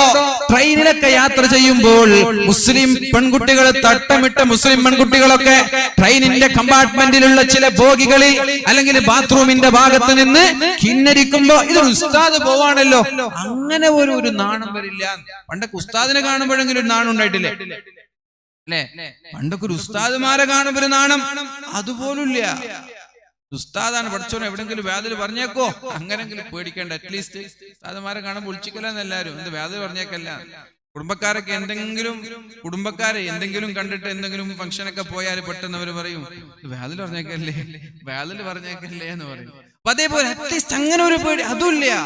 ഇദാ കാന ആഖിറു സമാൻ, അവസാന കാലഘട്ടം വന്നാൽ യർഫഉല്ലാഹുൽ ഹയാഅ മിനൻ നിസാ, സ്ത്രീകളിൽ നിന്ന് അല്ലാഹു റബ്ബ് സുബ്ഹാനഹു വ തആല ലജ്ജയെ ഉയർത്തുമെന്ന് പരിശുദ്ധ റസൂലുള്ളാഹി സ്വല്ലല്ലാഹു അലൈഹി വസല്ലമ തങ്ങൾ പഠിപ്പിച്ചിട്ടുണ്ട്. അപ്പൊ ഞാൻ പറയുന്നത് ഖംസു ഖിസ്വാലിൻ, 5 കാര്യം നമ്മളിൽ ഉണ്ടായാൽ. എന്താണ് ആ 5 കാര്യം? ഒന്ന്, പരസ്യമായി തെറ്റു ചെയ്യാൻ തുടങ്ങിയാൽ. അപ്പോ 5 കാര്യങ്ങൾ. ലം തൽഹരിൽ ഫാഹിഷതു ഫീ ഖൗമിൻ ഖത്തു. ഒരു സമുദായത്തിൽ വ്യഭിചാരവും തോന്നിവാസങ്ങളും പരസ്യമായി ചെയ്യാൻ തുടങ്ങിയാൽ, രഹസ്യമായി ചെയ്യുന്ന വിഷയമല്ല, ഒരാൾ രഹസ്യമായി തെറ്റ് ചെയ്തു, അത് അയാളും അയാളുടെ റബ്ബുള്ളതാണ്. മനസ്സിലാക്കണം, രഹസ്യമായി തെറ്റ് ചെയ്യുന്നത് അയാളും അയാളുടെ റബ്ബുമാണ്. പക്ഷെ പരസ്യമായി തെറ്റ് ചെയ്യുന്നത് അങ്ങനെയല്ല. രഹസ്യമായി തെറ്റു ചെയ്ത ഒരാൾ, അല്ലാഹുവേ എനിക്ക് നീ പുറത്തു തരണേ റബ്ബേ, എന്റെ ഭാഗത്ത് തെറ്റുകൾ വന്നുപോയി എന്ന് അള്ളാഹുവിനോട് ദുആ ചെയ്താൽ അള്ളാഹു മാപ്പ് തരും. എന്നാൽ പരസ്യമായി തെറ്റ് ചെയ്യുന്നത് അങ്ങനെയല്ല. ഒരാൾ പരസ്യമായി കള്ളുകുടിച്ചാൽ അള്ളാഹു അയാൾക്ക് മാപ്പ് നൽകൂല എന്നാണ്. പരസ്യമായി വ്യഭിചരിക്കുകയാണെങ്കിൽ അള്ളാഹു അയാൾക്ക് മാപ്പ് നൽകൂല എന്നാണ്. അപ്പൊ പരസ്യമായി തെറ്റുകൾ ചെയ്യുക, അല്ലെങ്കിൽ ചെയ്ത തെറ്റുകളെ പരസ്യമാക്കുക. തെറ്റ് ചെയ്തത് രഹസ്യമായിട്ടായിരിക്കും, ആരും കണ്ടിട്ടില്ല, ആരും അറിഞ്ഞിട്ടില്ല എന്നുറപ്പിച്ച് തെറ്റൊക്കെ ചെയ്ത് പിന്നെ വന്നത് മറ്റുള്ളവരോട് പറഞ്ഞു കൊടുക്കുക. ഇങ്ങനെ ചെയ്താൽ എന്താ പ്രശ്നം? ഇവിടെ തെറ്റുകൾ രഹസ്യമായി ചെയ്ത് പരസ്യമായി ചെയ്താൽ ആളുകൾക്ക് തെറ്റുകളോടുള്ള പേടി നഷ്ടപ്പെടും, തെറ്റുകളോട് ഒരു ലാഘവം തോന്നും. ഇപ്പൊ ഇസ്ലാം പറയുന്നില്ലേ, വ്യഭിചരിച്ചാൽ കല്ലെറിഞ്ഞു കൊല്ലണമെന്ന് ഇസ്ലാം പറയാറില്ലേ? അത് ആരെയാ കല്ലെറിഞ്ഞു കൊല്ലേണ്ടത്? വ്യഭിചരിച്ച് എല്ലാവരെയും കല്ലെറിഞ്ഞു കൊല്ലണോ? വ്യഭിചരിച്ച് എല്ലാ ആളുകളെയും കല്ലെറിഞ്ഞു കൊല്ലണോ? വേണ്ട. പിന്നെ ആരെയാ കല്ലെറിഞ്ഞു കൊല്ലേണ്ടത്? നാലാളുകൾ കാണുക, നാലാളുകൾ കണ്ടാലും കുഴപ്പമില്ല ഞാൻ വ്യഭിചരിക്കും, അത് അഹങ്കാരല്ലേ? നാലാളുകൾ കണ്ടാലും കുഴപ്പമില്ല ഞാൻ വ്യഭിചരിക്കും. ഒരാൾ രഹസ്യമായി വ്യഭിചരിക്കുന്ന വീഡിയോ എടുത്തിട്ട് ഇസ്ലാമിക ഭരണകൂടത്തിന്റെ മുമ്പിൽ വന്നിട്ട് ഇതാ വ്യഭിചരിക്കുന്ന വീഡിയോ, അയാളെ കല്ലെറിഞ്ഞു കൊല്ലണമെന്ന് പറഞ്ഞാൽ കല്ലെറിഞ്ഞു കൊല്ലൂല. കാരണം ഇത് വീഡിയോ ആണ്. അങ്ങനെയല്ല പറഞ്ഞത്, കണ്ണുകൊണ്ട് നാലാളുകൾ കാണണം വ്യഭിചരിക്കുന്നത്. അതും രണ്ടുപേര് കിടക്കുന്നത് കണ്ടാ പോരാ, വ്യഭിചരിക്കുന്നത് കാണാം എന്ന് തന്നെ കർശനമായിട്ട് പറഞ്ഞിട്ടുണ്ട്.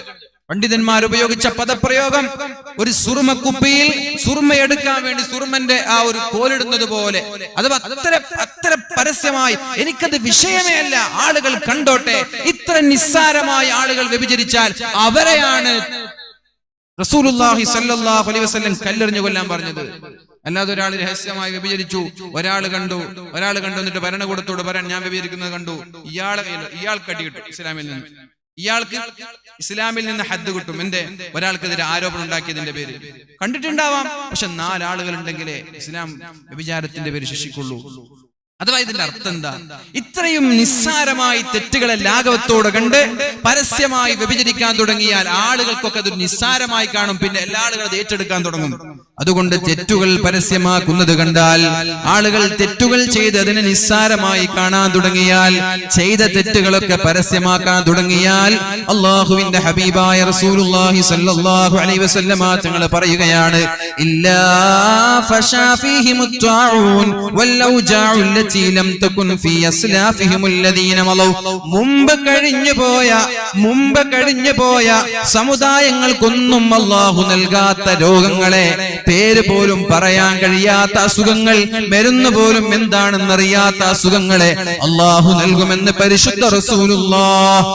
ഇന്ന് ഞാൻ വരുമ്പോ എന്റെ ഒരു സുഹൃത്തിനോട് പറഞ്ഞു, മകളുടെ കാര്യം, രോഗം എന്താണ് എന്ന് ഡോക്ടർമാർക്ക് അറിയില്ല, എന്ത് മരുന്ന് കൊടുക്കണമെന്നും ഡോക്ടർമാർക്ക് അറിയില്ല. രണ്ടാളുടെ കാര്യം പറഞ്ഞു, രണ്ടാളുടെ കാര്യം, ഒരു സഹോദരിയുടെ അതേപോലെ ചെറിയ കുട്ടിയുടെ കാര്യം. മരുന്ന് എന്താണെന്ന് അറിഞ്ഞാൽ കോടിക്കണക്കിന് പൈസ ഉണ്ടെങ്കിൽ എവിടുന്നെങ്കിലും വാങ്ങിച്ചിട്ട് മരുന്ന് കൊടുക്കാം. പക്ഷെ മരുന്ന് എന്താണെന്ന് അറിഞ്ഞില്ലെങ്കിൽ എന്ത് ചെയ്യും? മനസ്സിലായോ? ഒരു രോഗം വന്നു, ആ മരുന്ന് കിട്ടണമെങ്കിൽ കോടി കൊടുക്കണം. കുഴപ്പമില്ല, നമ്മൾ പിരിവ് നടത്തിയിട്ടെങ്കിലും ആ മരുന്ന് വാങ്ങിച്ചിട്ട് കൊടുക്കാം. പക്ഷെ മരുന്ന് എന്താണെന്ന് അറിയില്ല, എന്താണ് രോഗമെന്നറിയില്ല, എങ്ങനെ ഇതിനെ ചികിത്സിക്കണമെന്നറിയില്ല. അപ്പൊ എന്ത് ചെയ്യും? കൈമലർത്താൻ, ഡോക്ടർമാർ കൈമലർത്താൻ, രോഗി കൈമലർത്താൻ, പാരന്റ്സ് കൈമലർത്താൻ, ഒന്നും ചെയ്യാൻ കഴിയാതെ മേലോട്ട് നോക്കേണ്ട ഒരു അവസ്ഥ വന്നാൽ അത് വലിയൊരു പ്രയാസമാണ്. അതെങ്ങനെ വന്നു എന്ന് ചോദിച്ചാൽ, അല്ലാഹുവിന്റെ ഹബീബായ നബി തങ്ങൾ പറഞ്ഞത്, തിന്മകൾ പരസ്യമാക്കാൻ തുടങ്ങിയാൽ, പേര് പോലും അറിയാത്ത, മരുന്നുകൾ പോലും ഇല്ലാത്ത അസുഖങ്ങൾ നൽകി അല്ലാഹു പരീക്ഷിക്കുമെന്ന് ശഫീഉനാ റസൂലുള്ളാഹി സ്വല്ലല്ലാഹു അലൈഹി വസല്ലം. പിന്നെ പറഞ്ഞു, വലം യൻഖുസുൽ മിക്യാല വൽ മീസാന ഇല്ലാ ഉഖിദൂ ബിസ്സിനീന വശിദ്ദത്തിൽ മുഊനതി വജൗരി സുൽത്താനി അലൈഹിം.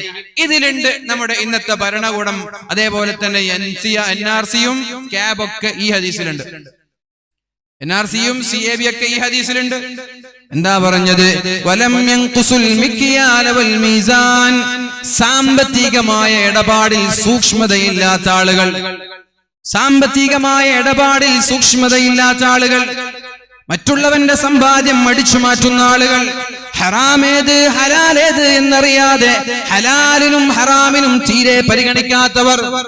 റസൂലുള്ളാഹി സ്വല്ലല്ലാഹു അലൈഹി വസല്ലമ തങ്ങൾ പറഞ്ഞു, ലോകാവസാനം സംഭവിക്കൂല ഏതുവരെ ജനങ്ങൾക്ക് ഹലാലായാലും ഹറാമായാലും ഒരു കുഴപ്പമില്ല. തിന്നാൽ മതി, പൈസ ഉണ്ടാക്കിയാൽ മതി, വീടെടുത്താൽ മതി, വണ്ടി വാങ്ങിച്ചാൽ മതി. ഹലാലായാലെന്ത്, ഹറാമായാലെന്ത്, സമ്പത്ത് ആരുടേതായാലെന്ത്, ഞാൻ തിന്നണം, എന്റെ കീശ വീർപ്പിക്കണം, ഞാൻ വീടെടുക്കണം എന്ന ചിന്തയല്ലാതെ ഇത് ഹറാമാണോ ഹലാലാണോ എന്ന് നോക്കാൻ ഒരാളും നിൽക്കൂല. പൈസ കിട്ടണം, സമ്പത്തുണ്ടാവണം, പൈസ കിട്ടണം, സമ്പത്തുണ്ടാവണം എന്നുള്ളതല്ലാതെ വേറെ ഒരു ചിന്തയില്ല. ഇന്ന് ഉച്ചയ്ക്ക് ശേഷം ഉംറയ്ക്ക് പോയി വന്ന ഒരു ഉസ്താദ് എന്നോട് പറഞ്ഞു, ഞാൻ മദീനയിൽ ഒരു മഗ്രിബ് നിസ്കാരം കഴിഞ്ഞാൽ അവിടെ ഖുർആൻ ക്ലാസ് നടക്കാറുണ്ട്. അപ്പൊ ഞാൻ ഓതട്ടെ എന്ന് ചോദിച്ചു. ഞാൻ ഓതി കൊടുത്തു, സമ്മതിച്ചു. നല്ല ഉഷാറെന്ന് പറഞ്ഞു. അപ്പൊ ഞാൻ 2-3 ദിവസം ഇവിടെ ഉണ്ട്, ഞാൻ നിങ്ങളുടെ കൂടെ പഠിക്കാനിരുന്നോട്ടെ. നിങ്ങളുടെ നാട് ഏതാ? ഞാൻ കേരളത്തിൽ നിന്നാണ്. കേരളക്കാരെ വേണ്ടാന്ന് പറഞ്ഞു. എന്റെ കാരണം അത് പറഞ്ഞില്ല. പിന്നെ അയാൾ പറഞ്ഞു, ഞാൻ കുറച്ച് കഴിഞ്ഞിട്ട് അവിടെ ഹറമിന്റെ വർക്ക് നടക്കാണ്. അപ്പൊ ഞാൻ ചോദിച്ചു, ഈ ഹറമിന് ഏകദേശം എത്ര ആളുകൾ വർക്ക് എടുക്കുന്നുണ്ടാവും? 10,000-കണക്കിന് ആളുകളുണ്ട്. നിങ്ങൾ എവിടുന്നാ? ഞാൻ കേരളത്തിൽ നിന്നുള്ള ഒരാളും ഈ ഒരു വർക്കിന് ഏൽപ്പിച്ചിട്ടില്ല. ഒക്കെ കേരളത്തിന് പുറത്തുള്ള ആളുകളാണ്.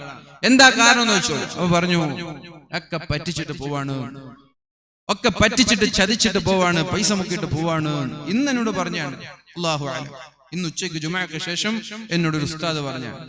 അപ്പൊ ഈ ഒരു രീതിയിൽ ഹലാലും ഹറാമും വേർതിരിവില്ലാതെ മറ്റുള്ളവന്റെ സമ്പാദ്യങ്ങൾ അടിച്ചുമാറ്റി തിന്നുന്നവർ നമ്മുടെ നാട്ടിലുണ്ടായാൽ അല്ലാഹുവിന്റെ ഹബീബായ റസൂലുള്ളാഹി സ്വല്ലല്ലാഹു അലൈഹി വസല്ലമ തങ്ങൾ പറയുന്നുണ്ട്, ഇല്ലാ ഉഖിദു ബിസ്സിനീൻ, ശക്തമായ ക്ഷാമമുണ്ടാകും. ഉള്ളിക്ക് 100 അല്ല 200 കിടക്കും. ശക്തമായ ക്ഷാമം, വെള്ളം കിട്ടൂല, ഭക്ഷണം കിട്ടൂല. എന്റെ കാരണം നമ്മുടെ സമ്പാദ്യം ഹലാലും ഹറാമും സൂക്ഷിക്കാതെ മറ്റുള്ളവന്റെ സമ്പാദ്യങ്ങൾ വരെ അടിച്ചു മാറ്റാൻ ഒരു മടിയുമില്ലാത്തവർ. അറബിയുടെ ട്രൗസറൂരി ലക്ഷങ്ങളും കോടികളുമായി നാട്ടിലേക്ക് കടന്നു വരുന്നവരെത്ര? അവരിവിടെ മനോഹരമായ വീട് വെക്കുന്നു, മനോഹരമായ വണ്ടിയെടുക്കുന്നു, എന്നിട്ട് പാവം അറബികൾ അവിടെ ജീവിക്കാൻ വകയില്ലാതെ കഷ്ടപ്പെടുന്നു. എങ്ങനെ മനസ്സാക്ഷിക്ക് ഇത് അംഗീകരിക്കാൻ കഴിയും? ഒരു മനസ്സാക്ഷിയുള്ള ഒരു മനുഷ്യനാണെങ്കിൽ ഇവർക്കൊക്കെ എങ്ങനെ ഇത് അംഗീകരിക്കാൻ കഴിയും? എങ്ങനെ ഇവർക്ക് തിന്നാൻ കഴിയും? എങ്ങനെ ഇത് ഭാര്യയ്ക്കും മക്കൾക്കും കൊടുക്കാൻ കഴിയും? മറ്റുള്ളവന്റെ സമ്പാദ്യം അടിച്ചു മാറ്റി ഇവിടെ സുഖിച്ച് ജീവിക്കുന്ന ആളുകൾ, അവരൊരു പക്ഷേ എന്തായാലും കുറച്ച് പൈസയും വീടുണ്ടായ നേതാക്കന്മാരായി മാറും. എത്രയോ ആളുകൾ എനിക്കറിയാം, ഇഷ്ടംപോലെ ആളുകൾ എനിക്കറിയാം. ആദ്യം ഗൾഫിൽ നിന്നൊക്കെ വരുമ്പോ അയാൾ ഇങ്ങനെ വന്നതാണ് എന്നൊക്കെ നാട്ടിൽ ചർച്ചയുണ്ടായി. ഗൾഫിൽ നിന്ന് വന്നത്, അറബിയുടെ ട്രൗസറൂരി വന്നതാണ് എന്ന് നാട്ടിലൊക്കെ വ്യാപകമായ ചർച്ചയാണ്. പിന്നെയുണ്ട് 5 വർഷം കഴിഞ്ഞ് നോക്കുമ്പോൾ അയാൾ പള്ളിയുടെ കമ്മിറ്റി ഭാരവാഹികൾ പ്രധാനപ്പെട്ട ഒരാളാണ്. എന്താ കാരണം? പള്ളിക്ക് ഇത്ര പൈസ കൊടുത്തു, അപ്പൊ കമ്മിറ്റിയുടെ പ്രധാനിയായി. ഇത് രീതിയല്ല, ഇത് ഇസ്ലാമല്ല, ഇത് തെമ്മാടിത്തരമാണ്. അല്ലാഹുവിന്റെ ഹബീബായ റസൂലുള്ളാഹി സ്വല്ലല്ലാഹു അലൈഹി വസല്ലമ തങ്ങൾ പറഞ്ഞത്, ഒരു സത്യവിശ്വാസിയെ സംബന്ധിച്ചിടത്തോളം അവർക്ക് എല്ലാം പ്രാർത്ഥനയാണ്. ഏത് പ്രതിസന്ധി വന്നാലും അല്ലാഹുവിനോട് ദുആ ചെയ്യാനാണ് പറഞ്ഞത്. ഞാൻ നിങ്ങളോടൊരു കാര്യം പറഞ്ഞു തരട്ടെ.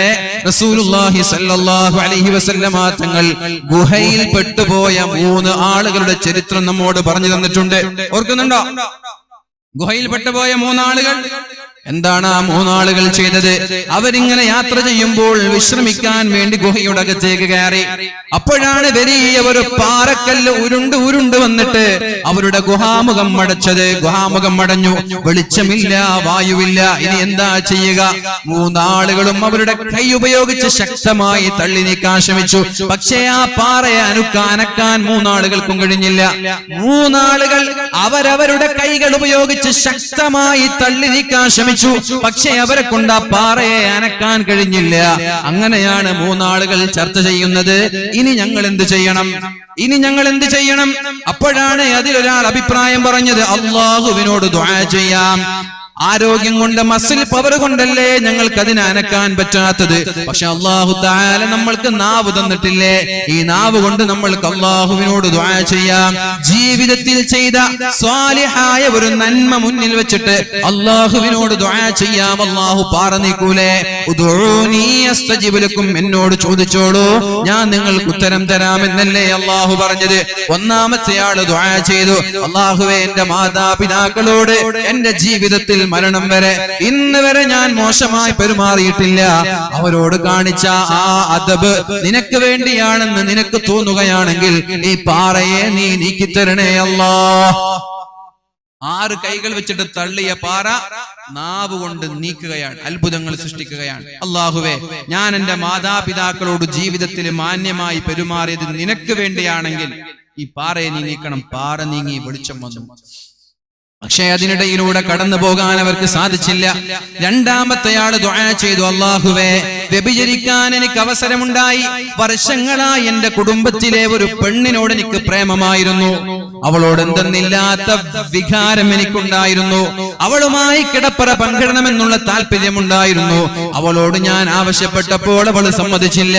വലിയ ഒരു ക്ഷാമം വന്നപ്പോൾ എന്റെ അടുത്തേക്ക് അവൾ വന്നിട്ട് എനിക്ക് പൈസ തരുമോ എന്ന് ചോദിച്ചു. 120 സ്വർണ്ണ ദീനാറാണ് ഞാൻ കൊടുത്തത്. എന്താണ് കരാർ എന്നറിയോ? കിടപ്പറ പങ്കിടണമെന്ന കരാറിൽ 120 ദീനാറാണ് ഞാൻ കൊടുത്തത്. പറഞ്ഞതുപോലെ അവളും ഞാനും ആരുമില്ലാത്ത ഒറ്റയ്ക്കൊരു മുറിയിൽ ഒരുമിച്ച് കൂട്ടിയപ്പോൾ വ്യഭിചരിക്കാൻ വേണ്ടി നിൽക്കുമ്പോഴാണ് പെണ്ണെന്റെ മുഖം നോക്കി പറഞ്ഞത്, യാ ഫതാ ഇത്തഖില്ലാഹ്, ഓ ചെറുപ്പക്കാരാ അല്ലാഹുവിനെ പേടിച്ചോളണം. ചെറുപ്പക്കാരാ, ഞാൻ ഗത്യന്തരമില്ലാതെ നിർബന്ധിതനായി ഞാൻ വന്നതാണ്. സാമ്പത്തികമായി വലിയ ആവശ്യമുള്ളത് കൊണ്ട് വന്നതാണ്. പക്ഷെ നിങ്ങൾ അങ്ങനെയല്ല, അല്ലാഹുവിനെ പേടിക്കണേ ചെറുപ്പക്കാരാ. ഉടനെ തന്നെ പേടിച്ചുകൊണ്ട് അവിടെ നിന്ന് ഇറങ്ങിപ്പോയി. നാട്ടുകാര് കാണുമെന്ന പേടിയല്ല, പോലീസുകാര് പിടിക്കുമെന്ന പേടിയല്ല. അല്ലാഹു ഇത് കാണുമല്ലോ, അല്ലാഹുവിന് ഇഷ്ടപ്പെടൂലല്ലോ. അല്ലാഹുവേ, അത് ഞാൻ നിനക്ക് വേണ്ടിയാണ് ചെയ്തതെങ്കിൽ ഈ പാറയെ നീ നീക്കിത്തരണേ അല്ലാഹ്.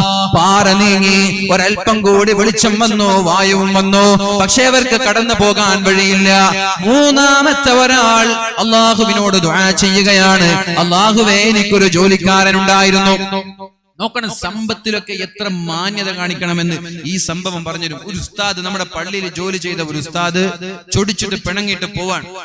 ഇന്ന് ഡിസംബർ 13 ഇറങ്ങിയിട്ട് പോവാൻ. ശമ്പളം വാങ്ങില്ല. കമ്മിറ്റിക്കാരെന്ത് ചെയ്തു? അയാളുടെ ഒരു 10,000 രൂപ ശമ്പളം കഴിഞ്ഞ മാസത്തെ അടക്കം 25,000 രൂപ സാലറി ബാക്കി ഉണ്ടായിരുന്നു. അത് എവിടെ കൊണ്ട് ബിസിനസ്സിലിട്ടു. അയാളെ പോയി, പിന്നെ അയാളെ കണ്ടതൊന്നുമില്ല. പിന്നെ അടുത്ത ഒരു 10-15 വർഷം കഴിഞ്ഞിട്ട് ഉറൂസ് ഇതേപോലെ വരുമ്പോ മൊയിലാര് വന്നിട്ട്, അല്ലാജിക്ക എന്റെ ഒരു ശമ്പളാണല്ലോ ഇവിടെ. ആ, നിങ്ങളുടെ ശമ്പളാണല്ലേ എന്ന് പറഞ്ഞിട്ട് 2-3 ലക്ഷത്തിന്റെ കെട്ടെടുത്തിട്ട് അയാൾ കൊടുത്തു. എന്തെന്നെ കളിയാക്ക? ഞാൻ കളിയാക്കാണോ? തമാശാക്കാണോ? ഞാൻ ജോലി ചെയ്ത് ശമ്പളം ചോദിക്കാനാണ് ഞാൻ വന്നത്. അപ്പം കമ്മിറ്റി ഭാരവാഹിയിൽ ആജിക്ക പറഞ്ഞു, നിങ്ങൾ അന്ന് വെച്ചുപോയി 25,000 രൂപ ഞാൻ ഇന്നായിരുന്നൊരു ജ്വല്ലറിയിൽ ഇട്ടിട്ട് അതിൽ നിന്ന് മാസാമാസം കിട്ടിയ സംഖ്യ 3 ലക്ഷം രൂപ ആയിട്ടുണ്ട്. അയാൾ അതും വാങ്ങിട്ട് ഒറ്റ പോക്ക്, ഒരു താങ്ക്സ് എങ്കിലും പറഞ്ഞില്ല, ഒരു നന്ദിയെങ്കിലും പറഞ്ഞില്ല കമ്മിറ്റിക്കാരോട്. എടുത്തിട്ടൊരു പോക്ക് പോയി. അതേപോലെയാണ് ഇയാൾ ചെയ്തത്. അല്ലാഹുവേ, എന്റെ ജോലിക്കാരൻ ശമ്പളം വാങ്ങാതെ പോയപ്പോ ഞാൻ അതുകൊണ്ട് ബിസിനസ് നടത്തി. എന്നിട്ട് അയാൾ വർഷങ്ങൾക്ക് ശേഷം എന്റെ പൈസ ചോദിച്ച് കടന്നു വന്നപ്പോ നീണ്ടു നിൽക്കുന്ന ആടിനെയും ഒട്ടകങ്ങളെയും പശുക്കളെയും ഞാൻ കാണിച്ചു കൊടുത്തു. അയാൾ ചോദിച്ചു, എന്നെ കളിയാക്കാണോ? അല്ലല്ലല്ല, ഇതൊക്കെ നിന്റേതാണ്. എല്ലാം എടുത്തുപോയി, ഒന്നുപോലും ബാക്കി വെച്ചില്ല. ഒരാടെങ്കിലും ഇത് നിങ്ങൾക്കായി എന്റെ വക ഇല്ല, നന്ദി പോലും പറയാതെ കൊണ്ടുപോയി. എന്നിട്ടോ അള്ളാഹുവിനോട് ദുആ ചെയ്യാണ്, അല്ലാഹുവേ നിനക്ക് വേണ്ടിയാണ് ഞാനതെല്ലാം ചെയ്തതെങ്കിൽ ഈ പാറയെ നീ നീക്കിത്തരണേ അല്ലാഹ്. അത്ഭുതകരമായി പാറ നീങ്ങി 3 ആളുകളും രക്ഷപ്പെട്ടു എന്ന് ജീവിതത്തിൽ ഒരു നുണ പോലും പറഞ്ഞിട്ടില്ലാത്ത ശഫീഉനാ റസൂലുള്ളാഹ്. എങ്ങനെ മാറ്റിയത്? നാവ് കൊണ്ടാ മാറ്റിയത്, കൈകൾ കൊണ്ടല്ല, നാവ് കൊണ്ടാ മാറ്റിയത്. ഇപ്പൊ ഞാൻ പറയാറുണ്ട്, പലപ്പോഴും അധികാരം നഷ്ടപ്പെടാനോ ഭരണാധികാരികൾ നശിക്കാനോ നമ്മൾ ദുആ ചെയ്യാൻ പാടില്ല. അവർക്ക് നല്ല രീതിയിൽ ഭരിക്കാൻ വേണ്ടി അല്ലാഹുവിനോട് ദുആ ചെയ്യാം. നമ്മുടെ പ്രയാസങ്ങളൊക്കെ തീർത്തു തരാൻ വേണ്ടി അല്ലാഹുവിനോട് ദുആ ചെയ്യാം. ആര് ഭരിച്ചാലും നമ്മൾക്ക് കണക്ക് തന്നെയാണ്. പക്ഷേ ഭരിക്കുന്നവർ മാന്യന്മാരാവണം. ഭരണഘടനയെ വെല്ലുവിളിക്കുന്നവരാവരുത്, രാജ്യത്തിലെ പൗരന്മാരെ വെല്ലുവിളിക്കുന്നവരാവരുത്. ആ ഭരിക്കുന്ന ആളുകൾക്ക് സൽബുദ്ധിയുണ്ടാവാൻ അള്ളാഹുവിനോട് നമ്മൾക്ക് ദുആ ചെയ്യാം. ദുആ ആണ്, പ്രാർത്ഥനയാണ് നമ്മുടെ ആയുധം. പ്രാർത്ഥന കൊണ്ട് ഏത് അത്ഭുതങ്ങൾ സൃഷ്ടിക്കാനും നമ്മൾക്ക് കഴിയും. മറന്നു പോവരുത്, പ്രാർത്ഥനകൾ കൊണ്ട് അത്ഭുതങ്ങൾ സൃഷ്ടിക്കാൻ നമ്മൾക്ക് കഴിയും. പക്ഷേ ആ പ്രാർത്ഥന സ്വീകരിക്കണമെങ്കിൽ ഒരു മാനദണ്ഡമുണ്ട്. എന്താണ് ആ മാനദണ്ഡം എന്നറിയോ? നമ്മുടെ സമ്പാദ്യം ഹലാലാവണം, നമ്മുടെ വസ്ത്രം ഹലാലാവണം, നമ്മുടെ വീട് ഹലാലാവണം, തിന്നുന്നത് കുടിക്കുന്നത് ഹലാലാവണം, നമ്മുടെ വാഹനം ഹലാലാവണം. അല്ലാഹുവിന്റെ ഹബീബായ റസൂലുള്ളാഹി സല്ലല്ലാഹു അലൈഹി വസല്ലമ തങ്ങൾ പറയുകയാണ്, മുടി ജട കുത്തിയ ഒരാൾ, യാത്രക്കാരനായ ഒരാൾ അള്ളാഹുവിനോട് ദുആ ചെയ്യുന്നുണ്ട്. യാ റബ്ബി യാ റബ്ബ്, അല്ലാഹുവേ അല്ലാഹുവേ എന്ന് പറഞ്ഞ് മുടിയെല്ലാം ജട കുത്തിയ യാത്രക്കാരനായ ഒരാൾ അള്ളാഹുവിനോട് ദുആ ചെയ്യുന്നുണ്ട്. പക്ഷേ അന്നാ യുസ്തജാബു ലഹ്, എങ്ങനെയാണ് അള്ളാഹു അയാൾക്ക് ഉത്തരം നൽകുന്നത്? എന്താ ജട കുത്തിയാൾക്ക് എന്താ പ്രത്യേകത? യാത്രക്കാരൻ എന്താ പ്രത്യേകത? എന്തുകൊണ്ടാ യാത്രക്കാരനും മുടി ജട കുത്തിയവനെന്ന് പറയാൻ കാരണം എന്താ? കാരണം യാത്രക്കാരന്റെ ദുആഇന് ഉത്തരവുണ്ട്. മനസ്സിലായോ? യാത്രക്കാരൻ എന്ത് പ്രാർത്ഥിച്ചാലും അല്ലാഹു ഉത്തരം നൽകുമെന്നാണ്. പിന്നെ ഈ മുടി ജട കുത്തിയവൻ എന്ന് പറയാൻ കാരണം അവർക്ക് ദുനിയാവിന്റെ ബോധമൊന്നുമില്ല, എല്ലാം ആഖിറത്തെ കുറിച്ച് ചിന്തിക്കുന്നവരാണ്. ദുനിയാവിന്റെ ബോധമുള്ളവരെ മുടിയൊക്കെ മിനുക്കി മുഞ്ചില് നടക്കുക, ഇവർക്ക് എന്താ ദുനിയാവ്? അങ്ങനെ ദുനിയാവിന്റെ ബോധമൊന്നുമില്ലാതെ സാഹിദാണ്, യാത്രക്കാരനാണ്. അത് ഉത്തരം കിട്ടാൻ സാധ്യതയുള്ളവരാണ്. യാത്രക്കാരന് ഉത്തരം കിട്ടണം, സാഹിദിനും ഉത്തരം കിട്ടണം. പക്ഷേ എങ്ങനെയാണ് അയാൾക്ക് അല്ലാഹു ഉത്തരം നൽകുന്നത്? കാരണം അയാൾ തിന്നുന്നത് ഹറാമാണ്. ഹറാമ് തിന്നിട്ട് അള്ളാഹുവിനോട് ദുആ ചെയ്താൽ അള്ളാഹു ഉത്തരം നൽകൂല എന്ന് പരിശുദ്ധ റസൂലുള്ളാഹ്. ഹറാമായ വീട്ടിൽ വെച്ച് ദുആ ചെയ്താൽ അള്ളാഹു ഉത്തരം നൽകൂല. നമ്മുടെ വസ്ത്രം ഹറാമാണ്, മറ്റുള്ളവരുടെ സമ്പാദ്യം അടിച്ചു മാറ്റി തിന്നിട്ട്, മറ്റുള്ളവരുടെ സമ്പാദ്യം അടിച്ചു മാറ്റി വസ്ത്രം വാങ്ങിയിട്ട്, വീടുണ്ടാക്കിയിട്ട്, വണ്ടി വാങ്ങിച്ചിട്ട് എത്ര ദുആ ചെയ്താലും അള്ളാഹു ഉത്തരം നൽകൂല എന്ന് മാത്രമല്ല റസൂലുള്ളാഹി സ്വല്ലല്ലാഹു അലൈഹി വസല്ലമ തങ്ങൾ പറഞ്ഞത്, ആരെങ്കിലും ഒരാൾ മറ്റൊരാളുടെ സമ്പാദ്യത്തിൽ നിന്ന് ഒരു ഉരുളയെങ്കിലും, ഒരു രൂപയെങ്കിലും, ഒരു നയാ പൈസയെങ്കിലും എന്റേതല്ലാത്തത് എനിക്ക് അവകാശപ്പെടാത്തത് ഞാൻ അപഹരിച്ചെടുത്താൽ ഇല്ലാ ഔജബല്ലാഹു ലഹുന്നാർ, അല്ലാഹു അയാൾക്ക് നരകം നിർബന്ധമാക്കുമെന്നും വഹറമ അലൈഹിൽ ജന്ന, അവർക്ക് അല്ലാഹു സ്വർഗ്ഗം ഹറാമാക്കുമെന്നും പരിശുദ്ധ റസൂലുള്ളാഹ്. എന്താ പറഞ്ഞത്? മറ്റുള്ളവന്റേത് ആരെങ്കിലും അപഹരിച്ചാൽ സ്വർഗം ഹറാമാണ്, നരകം നിർബന്ധമാണ്. അപ്പോഴാണ് ഒരാൾ ചോദിച്ചത്, നബിയേ, ഒരു രൂപയാണെങ്കിലോ അതൊക്കെ ചെറുതല്ലേ? അല്ലാഹുവിന്റെ ഹബീബ് പറഞ്ഞത്, അത് നിങ്ങളുടെ അറാക്കിന്റെ ഒരു കഷ്ണമാണെങ്കിലും ശരി. പള്ളിയിൽ ഹൗലിന്റെ ഭാഗത്ത് ഒരു അറാക്ക് കണ്ടു, അറാക്കാണെങ്കിൽ തേച്ച ഭാഗം ഏതാണെന്ന് നമ്മൾക്കറിയാം, അത് നമ്മുടെ സുഹൃത്തിൻ്റെതാണെന്ന് തന്നെ നിങ്ങൾ വിശ്വസിച്ചോളൂ. പക്ഷേ നിങ്ങൾക്ക് പല്ല് തേക്കാൻ വേണ്ടി ആ അറാക്കിനെ നിങ്ങൾ 2 കഷ്ണമാക്കി, ബാക്കിയുള്ള കഷ്ണം ഇയാൾക്ക് പല്ല് തേക്കാം. എന്നാൽ മറ്റേ കഷ്ണം എടുത്തിട്ട് നമ്മൾ പല്ല് തേച്ചാൽ അത് മതി. നാളെ അല്ലാഹു തആല നരകം നിഷിദ്ധമാക്കിയിട്ട്, അല്ലാഹു തആല സ്വർഗം നിഷിദ്ധമാക്കി നരകത്തിന്റെ അഹലുകാരിൽ നമ്മളെ ഉൾപ്പെടുത്താൻ അല്ലാഹു നമ്മെ സലാമത്താക്കട്ടെ. ഇത് ഞാൻ പറഞ്ഞപ്പോ ഒരു ദിവസം വാൽ പറഞ്ഞപ്പോ എന്നോട് ഒരാൾ ചോദിച്ചു, ഉസ്താദേ, ഞാൻ പണ്ട് ഗൾഫിലുണ്ടാകുമ്പോ ഒരാളുടെ ശമ്പളം കൊടുക്കാൻ ബാക്കിയത് എന്തോ ഒന്ന് എന്റെ കയ്യിലുണ്ട്, അത് ഞാൻ കൊടുക്കാൻ വേണ്ടി വേറെ മാറ്റി വെച്ചിട്ടുണ്ട്, അയാൾ എനിക്ക് ഇന്നേ വരെ കണ്ടിട്ടില്ല, ഞാൻ എന്താ ചെയ്യേണ്ടത്? തേടിപ്പിടിക്കണം, കാണുന്നത് വരെ തേടിപ്പിടിക്കണം.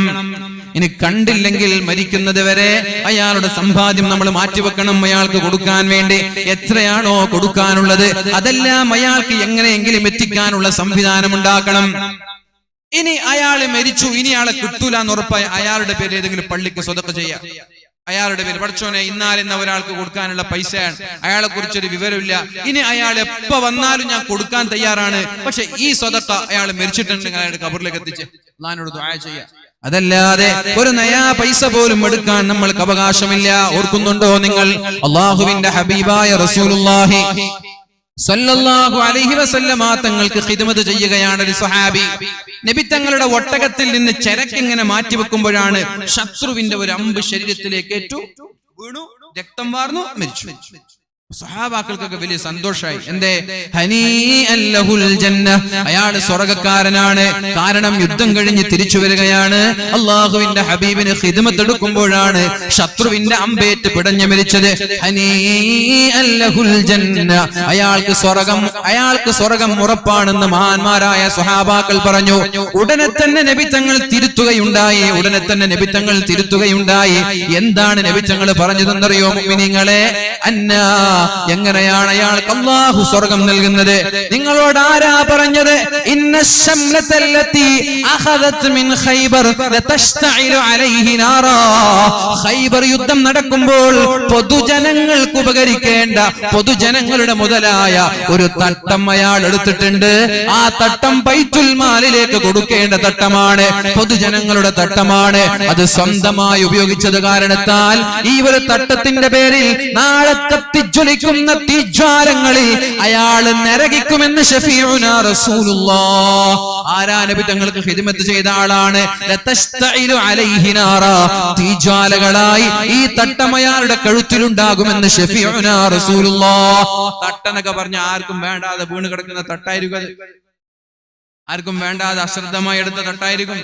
അപ്പോഴാണ് ഒരു സഹാബി ചോദിച്ചത്, നബിയെ, ഞാൻ യുദ്ധത്തിന്റെ സമയത്ത് എന്റെ ചെരുപ്പിന്റെ വാറ് പൊട്ടിയപ്പോൾ അവിടെ ആർക്കും വേണ്ടാത്ത ഒരു ചെരുപ്പ്, ആരും ഉപയോഗിക്കാത്ത കളഞ്ഞു കിട്ടിയ ഒരു ചെരുപ്പിൽ നിന്ന് വാറെടുത്തിട്ട് എന്റെ ചെരുപ്പിലേക്ക് ഞാൻ വെച്ചിട്ടുണ്ട് നബിയെ, അത് ഹറാമാകുമോ നബിയെ? അപ്പോഴാണ് നബി തങ്ങൾ പറഞ്ഞത്, ശിറാകുൻ ഔ ശിറാകാനി മിനന്നാർ, അതും നരകത്തിലാണ്. മറ്റുള്ളവന്റെ സമ്മതമില്ലാതെ ചെരുപ്പിന്റെ വാറെടുത്ത് ഉപയോഗിച്ചാലും അത് നാളെ നിന്റെ ഷോൾഡറിൽ കത്തിജ്വലിക്കുന്ന തീജ്വാലയായി മാറുമെന്ന് ശഫീഉനാ റസൂലുള്ളാഹ്. ഹറാം വളരെ സൂക്ഷിക്കണം. ഹറാം സൂക്ഷിക്കാതെ ദുആഇന് ഉത്തരം കിട്ടൂല. എത്ര പ്രാർത്ഥിച്ചാലും അല്ലാഹു ഉത്തരം നൽകൂല. അതുകൊണ്ട് ഒന്നാമതായി നമ്മുടെ സമ്പാദ്യം നമ്മൾ ഹലാലാക്കണം. ഹറാമായ സമ്പാദ്യങ്ങൾ ഒരു നയാ പൈസ പോലും നമ്മുടെ വരുമാനത്തിൽ ഉണ്ടാവാൻ പാടില്ല, നമ്മുടെ മക്കൾക്ക് കൊടുക്കാൻ പാടില്ല. കാരണം കുല്ലു ലഹ്മിൻ നബത മിൻ സുഹ്തിൻ ഫന്നാറു ഔലാ ബി, നമ്മുടെ മക്കളോ നമ്മുടെ ഭാര്യയോ നമ്മളോ ഹറാമിന്റെ ഒരു ധാന്യമണി തിന്നാൽ ഫന്നാറു ഔലാ ബി, ആ കുടുംബ സമേതം ഒന്നടങ്കം നാളെ നരകത്തിൽ കിടക്കുമെന്ന് ശഫീഉനാ റസൂലുള്ളാഹി സ്വല്ലല്ലാഹു അലൈഹി വസല്ലം. അപ്പോൾ ഒരു മുഅ്മിനിന്റെ ആയുധം എന്നുള്ളത് പ്രാർത്ഥനയാണ്. പ്രാർത്ഥനയ്ക്ക് ഉത്തരം കിട്ടണമെങ്കിൽ സമ്പാദ്യം ഹലാലാവണം. മഹാനായ സഅദ് റളിയല്ലാഹു അൻഹു അല്ലാഹുവിന്റെ ഹബീബിനോട് ചോദിച്ചത് ഓർമ്മയുണ്ടോ? നബിയേ, ഉദുഉല്ലാഹ, നിങ്ങൾ അല്ലാഹുവിനോട് ദുആ ചെയ്യണേ. അയ്യജഅലനി മുസ്തജാബ ദഅവ, അല്ലാഹു എന്ത് ചോദിച്ചാലും ഉത്തരം ലഭിക്കുന്ന ഒരാളായി മാറാൻ നിങ്ങൾ അല്ലാഹുവിനോട് ദുആ ചെയ്യണമെന്ന് സഅദ് റളിയല്ലാഹു അൻഹു അല്ലാഹുവിന്റെ ഹബീബിനോട് ആവശ്യപ്പെടുകയുണ്ടായി. എന്താ ചോദ്യം? എന്താ? ഇവിടില്ലേ ചോദ്യം? എന്താ? എന്ത് ചോദിച്ചാലും എനിക്ക് ഉത്തരം കിട്ടണം. അപ്പൊ എന്റെ ദുആഇന് ഉത്തരം കിട്ടുന്ന ഒരാളായി മാറാൻ നിങ്ങൾ അല്ലാഹുവിനോട് ദുആ ചെയ്യണമെന്ന് പറഞ്ഞു. അപ്പോഴാണ് റസൂലുള്ളാഹി സ്വല്ലല്ലാഹു അലൈഹി വസല്ലമ തങ്ങൾ പറഞ്ഞത്, അത്വിബ് മത്അമക തകുൻ മുസ്തജാബദ് ദഅവ, അത്വിബ് മത്അമക തകുൻ മുസ്തജാബദ് ദഅവ, നിന്റെ സമ്പാദ്യം ഹലാലാക്കണം. നീ തിന്നുന്നത് ഹലാലായാൽ അല്ലാഹു തആല നിന്റെ പ്രാർത്ഥനയ്ക്ക് ഉത്തരം നൽകുമെന്ന് ശഫീഉനാ റസൂലുള്ളാഹ്. അത്രത്തോളം കണിശമാണ്. തിന്നുന്നതും ജീവിക്കുന്നതും വീടും വസ്ത്രമൊക്കെ കർക്കശമായിട്ട് ഇസ്ലാം പറഞ്ഞു. ദുആ സ്വീകരിക്കണമെങ്കിൽ ഇത് നിർബന്ധമാണ്. ഒരു അണുമണി തൂക്കം ഹറാമുണ്ടെങ്കിൽ ദുആ അല്ലാഹു സ്വീകരിക്കൂല. ഏതായാലും ഈ വിഷയങ്ങളിലെല്ലാം സൂക്ഷ്മതയോടെ അള്ളാഹുവിനോട് നമ്മൾ ദുആ ചെയ്താൽ എല്ലാ പ്രശ്നത്തിനും അള്ളാഹു പരിഹാരം തരും. 5 കാര്യങ്ങൾ പറഞ്ഞ് ഞാൻ എന്റെ വാക്കുകൾ ഉപസംഹരിക്കുകയാണ്. ഒന്നാമത്തേത്, പരസ്യമായി ആളുകൾ തെറ്റു ചെയ്യാൻ തുടങ്ങിയാൽ തിന്മകളോട് ലാഘവത്തോടെ നിസ്സാരമായി കണ്ട് തിന്മകൾ എന്താ കുഴപ്പം, അതെന്താ കുഴപ്പം അങ്ങനെ ചോദിക്കുക. ഒരു മടിയില്ല. ടീച്ചേഴ്സ് കണ്ടാ കുഴപ്പമില്ല, പോലീസുകാർ കണ്ടാ കുഴപ്പമില്ല, ഉസ്താദുമാര് കണ്ടാ കുഴപ്പമില്ല, നാട്ടുകാര് കണ്ടാ കുഴപ്പമില്ല. ചെയ്യുന്നതിനെയൊക്കെ ഒരു മടിയില്ലാതെ ഉളുപ്പില്ലാതെ ന്യായീകരിച്ച് നടക്കുക. തെറ്റ് ചെയ്യുമ്പോ അറ്റ്ലീസ്റ്റ് മിനിമം ഒരു ഉളുപ്പ് വേണ്ട, ഇത് തെറ്റാണ്. അതിനെ പോലും ന്യായീകരിച്ച് പരസ്യമായി തെറ്റ് ചെയ്യുന്ന ആളുകൾ, അല്ലെങ്കിൽ ചെയ്ത തെറ്റുകൾ പരസ്യമാക്കുന്നവരുണ്ടായാൽ പേര് പോലും അറിയാത്ത, മരുന്നുകൾ പോലും ലഭിക്കാത്ത രോഗങ്ങൾ നൽകി അള്ളാഹു പരീക്ഷിക്കും. അതേപോലെ സാമ്പത്തികമായി ഇടപാടുകളിൽ സൂക്ഷ്മതയില്ല, ഹലാലും ഹറാമുമില്ലാതെ ഹക്കിടപാടിൽ സൂക്ഷ്മതയില്ലാതെ ഇങ്ങനെ ജീവിക്കാൻ തുടങ്ങിയാൽ അധികാരികൾ നിങ്ങൾ ആക്രമിക്കുമെന്നവർ, അധികാരികൾ നിങ്ങളെ ആക്രമിക്കും. അതാണ് ഇന്ന് കണ്ടുകൊണ്ടിരിക്കുന്നത്. അധികാരികൾ നിങ്ങൾ ആക്രമിക്കും. എന്ത് തെറ്റ് ചെയ്തിട്ട് ആരെവിടെ കുഴപ്പമുണ്ടാക്കി, എവിടെയെങ്കിലും പ്രശ്നം ഉണ്ടാക്കിയിട്ടുണ്ടോ? നിഷ്പക്ഷമായി പരിശുദ്ധ ഇസ്ലാമിനെ കുറിച്ച് മനസ്സിലാക്കിയ സർവ്വ ആളുകൾക്കറിയാം, ഇസ്ലാമും മുസ്ലിമീങ്ങളും ഇവിടെ ഒരു പ്രശ്നത്തിൽ നിന്നിട്ടില്ല എന്നുള്ളത് എല്ലാവർക്കും അറിയാം, അല്ലെ? നിഷ്പക്ഷമായി ഇസ്ലാമിനെ മനസ്സിലാക്കുന്ന എല്ലാ ആളുകൾക്കറിയാം. പക്ഷെ അധികാരത്തിന് വേണ്ടിയിട്ട് എങ്ങനെങ്കിലും അധികാരത്തിൽ അള്ളിപ്പിടിച്ചു നിൽക്കണമെന്നുള്ള ആഗ്രഹത്തോടെ ജീവിക്കുന്നവരിൽ ബഹുഭൂരിഭാഗം ആളുകളും എന്തെങ്കിലും വിഷയങ്ങളുമായി ഇങ്ങനെ പ്രശ്നങ്ങൾ ഉണ്ടാക്കിക്കൊണ്ടേയിരിക്കും. അപ്പൊ ഞാൻ പറഞ്ഞു വരുന്നത്, നമ്മുടെ ഭരണാധികാരികൾ നമ്മെ ആക്രമിക്കും എന്ന് തന്നെയാണ് റസൂലുള്ളാഹി സ്വല്ലല്ലാഹു അലൈഹി വസല്ലമ തങ്ങൾ പറഞ്ഞത്. അതുകൊണ്ട് നമ്മൾ എന്ത് ചെയ്യണം? നമ്മുടെ സമ്പാദ്യവും ഇടപാടും ഹലാലാക്കണം. മൂന്നാമതായി പറഞ്ഞത്, വലം യംനഉ സകാത അംവാലിഹിം, സകാത്ത് കൊടുത്തില്ല പാവങ്ങളായ ആളുകൾക്ക് നമ്മുടെ സമ്പാദ്യം കണക്കെടുപ്പ് നടത്തി അതിന്റെ ഓഹരി പാവപ്പെട്ട ആളുകൾക്ക് കൊടുത്തില്ലെങ്കിൽ അള്ളാഹു മഴയെ തരൂല. മഴ കിട്ടാത്തത് മരം വെട്ടിയിട്ടാണ് എന്നാ ശാസ്ത്രം പറയാ, അങ്ങനെ പറയാ. ഞാൻ കേരളത്തിലുള്ള മംഗലാപുരം മുതൽ തിരുവനന്തപുരം വരെയുള്ള 5 എയർപോർട്ടിലും കയറിയിട്ടുണ്ട്, ഫ്ലൈറ്റ് കയറിയിട്ടുണ്ട്. ഫ്ലൈറ്റ് കയറുമ്പോ ആകെ താഴെ കാണുന്നത് പച്ചപ്പാണ്. മനസ്സിലായി? നിങ്ങൾ കണ്ണൂരിൽ നിന്ന് ഫ്ലൈറ്റ് കയറി താഴോട്ട് നോക്കിയാൽ ആകെ കാണാൻ പച്ചപ്പാണ്. ഇനിയിപ്പോ എന്തിന് കോഴിക്കോട് ടൗണിൽ ഒരു 10-12 നിലയുള്ള ഒരു ബിൽഡിങ്ങിന്റെ മുകളിൽ കയറി താഴെ നോക്കിയാലും കാണാൻ പച്ചപ്പാണ്. അപ്പൊ ശാസ്ത്രം അങ്ങനെ പറഞ്ഞാൽ തള്ളിക്കളയൊന്നുമില്ല. പക്ഷെ നമ്മൾക്ക് റസൂലുള്ളാഹി സ്വല്ലല്ലാഹു അലൈഹി വസല്ലം തങ്ങൾ പറഞ്ഞൊരു കാരണമുണ്ട്. വലം യംനഉ സകാത അംവാലിഹിം, പാവങ്ങളായ ആളുകളുടെ വിഹിതം ഓഹരി വെച്ച് കൊടുക്കാതെ നമ്മൾ തന്നെ തിന്നാൽ പൈസ നമ്മുടേതാണ്. പക്ഷേ അതിന്റെ 2.5% അതിന്റെ ഓഹരി പാവപ്പെട്ടവർക്ക് കൊടുക്കണം. അത് കൊടുക്കാതിരുന്നാൽ അള്ളാഹു മഴയെ തരൂല, മഴയെ അള്ളാഹു തടഞ്ഞു വെക്കുന്ന പറഞ്ഞു. പിന്നെ നാലാമതായി റസൂലുള്ളാഹി സ്വല്ലല്ലാഹു അലൈഹി വസല്ലമ തങ്ങൾ പറഞ്ഞത്, അള്ളാഹു പറഞ്ഞതുപോലെ റസൂലുള്ളാഹി സ്വല്ലല്ലാഹു അലൈഹി വസല്ലമ തങ്ങൾ പറഞ്ഞതുപോലെ ജീവിച്ചില്ലെങ്കിൽ ശത്രുക്കൾക്ക് നിങ്ങളുടെ പേരിൽ ആധിപത്യമുണ്ടാവും. നിങ്ങളെ ശത്രുക്കൾ ഭരിക്കാൻ തുടങ്ങും. ശത്രുക്കൾ നിങ്ങളുടെ പേരിൽ ആധിപത്യം ചെലുത്തും. എപ്പോ? നിങ്ങൾ അള്ളാഹു പറഞ്ഞതുപോലെ നടന്നില്ലെങ്കിൽ, റസൂലുള്ളാഹി സ്വല്ലല്ലാഹു അലൈഹി വസല്ലമ തങ്ങൾ പറഞ്ഞതുപോലെ ജീവിച്ചില്ലെങ്കിൽ. എന്നിട്ട് അവസാനമായി 5ാമത് പറഞ്ഞത്, അള്ളാഹുവിന്റെ ഹബീബ് പറയാണ്, മാലം തഹ്കും അഇമ്മതുഹും ബികിതാബില്ലാഹ്, പരിശുദ്ധമായ ഖുർആൻ അനുസരിച്ച് വിധിക്കുന്നതിന് പകരം ഓരോ ആളുകൾക്ക് ഓരോ വിധി, അല്ലേ? മുതലാളിമാർക്കൊരു വിധി, അധികാരികൾക്കൊരു വിധി, പാവപ്പെട്ടവർക്കൊരു വിധി, ഫഖീറായ ആളുകൾക്കൊരു വിധി, സമ്പത്ത് കണ്ട് ആളുകൾക്കനുസരിച്ച് മസ്അല പറയാ, മുതലാളിമാർക്കനുസരിച്ച് ഫത്വ കൊടുക്കുക. മുതലാളിമാരുടെ കല്യാണത്തിൽ പാട്ടുണ്ടായ പ്രശ്നാണ് അല്ല, എന്നാ പാവപ്പെട്ടവന്റെ കല്യാണത്തിൽ പാട്ട് വെച്ച പ്രശ്നമാണ്. നല്ലൊരു കോടീശ്വരൻ അവന്റെ വീട് അവന്റെ കല്യാണത്തിന് വീഡിയോ ഷൂട്ട് ചെയ്താൽ അത് ഹലാലും, പാവപ്പെട്ടവൻ ചെയ്താൽ അത് ഹറാമും. നിങ്ങൾ കണ്ടിട്ടില്ലെങ്കിൽ ഞാൻ കണ്ടിട്ടുണ്ട്. ആര്? വലിയ വലിയ ആളുകൾ തന്നെ, വലിയ വലിയ ആളുകൾ.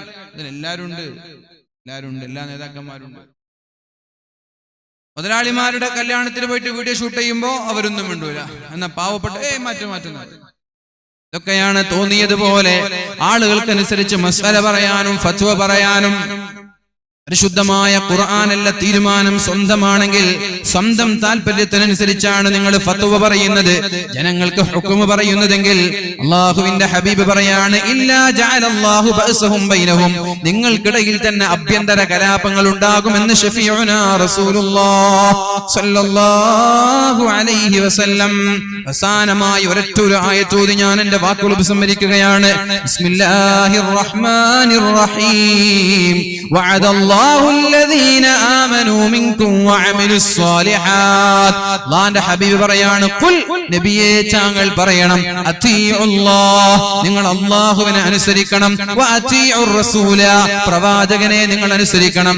ഫഇൻ തവല്ലൗ ഫഇന്നമാ അലൈഹി മാ ഹുമ്മില വഅലൈക്കും മാ ഹുമ്മിൽതും വഇൻ തുതീഉഹു തഹ്തദൂ വമാ അലർ റസൂലി ഇല്ലൽ ബലാഗുൽ മുബീൻ. വഅദല്ലാഹു അല്ലദീന ആമനൂ മിൻകും വഅമിലുസ് സ്വാലിഹാത്ത്. നിങ്ങളിലെ അല്ലാഹുവിനെ കൊണ്ട് വിശ്വസിക്കുന്ന സ്വാലിഹായ സൽപ്രവർത്തനങ്ങൾ ജീവിക്കുന്ന ആളുകൾക്ക് അല്ലാഹു വാക്ക് നൽകിയിട്ടുണ്ട്. എന്താണ് വാക്കെന്നറിയോ? ലയസ്തഖ്ലിഫന്നഹും ഫിൽ അർളി കമസ്തഖ്ലഫല്ലദീന മിൻ ഖബ്ലിഹിം. നിങ്ങളുടെ പേരിൽ അധികാരം ചെലുത്തുന്ന ആളുകളെ മാറ്റിയിട്ട് നിങ്ങളുമായി സപ്പോർട്ട് ചെയ്യുന്ന ആളുകളെ അധികാരത്തിൽ കൊണ്ടുവരുമെന്ന്. തുർക്കി കണ്ടില്ലേ, അതാതുർക്കിനെ മാറ്റി ഉർദുഗാനെ കൊണ്ടുവന്നത്. അങ്ങനെ എത്രയോ രാജ്യങ്ങൾ. ഞാൻ പറയട്ടെ, ഏത് അധികാരികളായാലും സ്വാച്ഛാധിപതികളായാൽ അവർക്കൊരു പതനമുണ്ട് എന്ന് മനസ്സിലാക്കണം.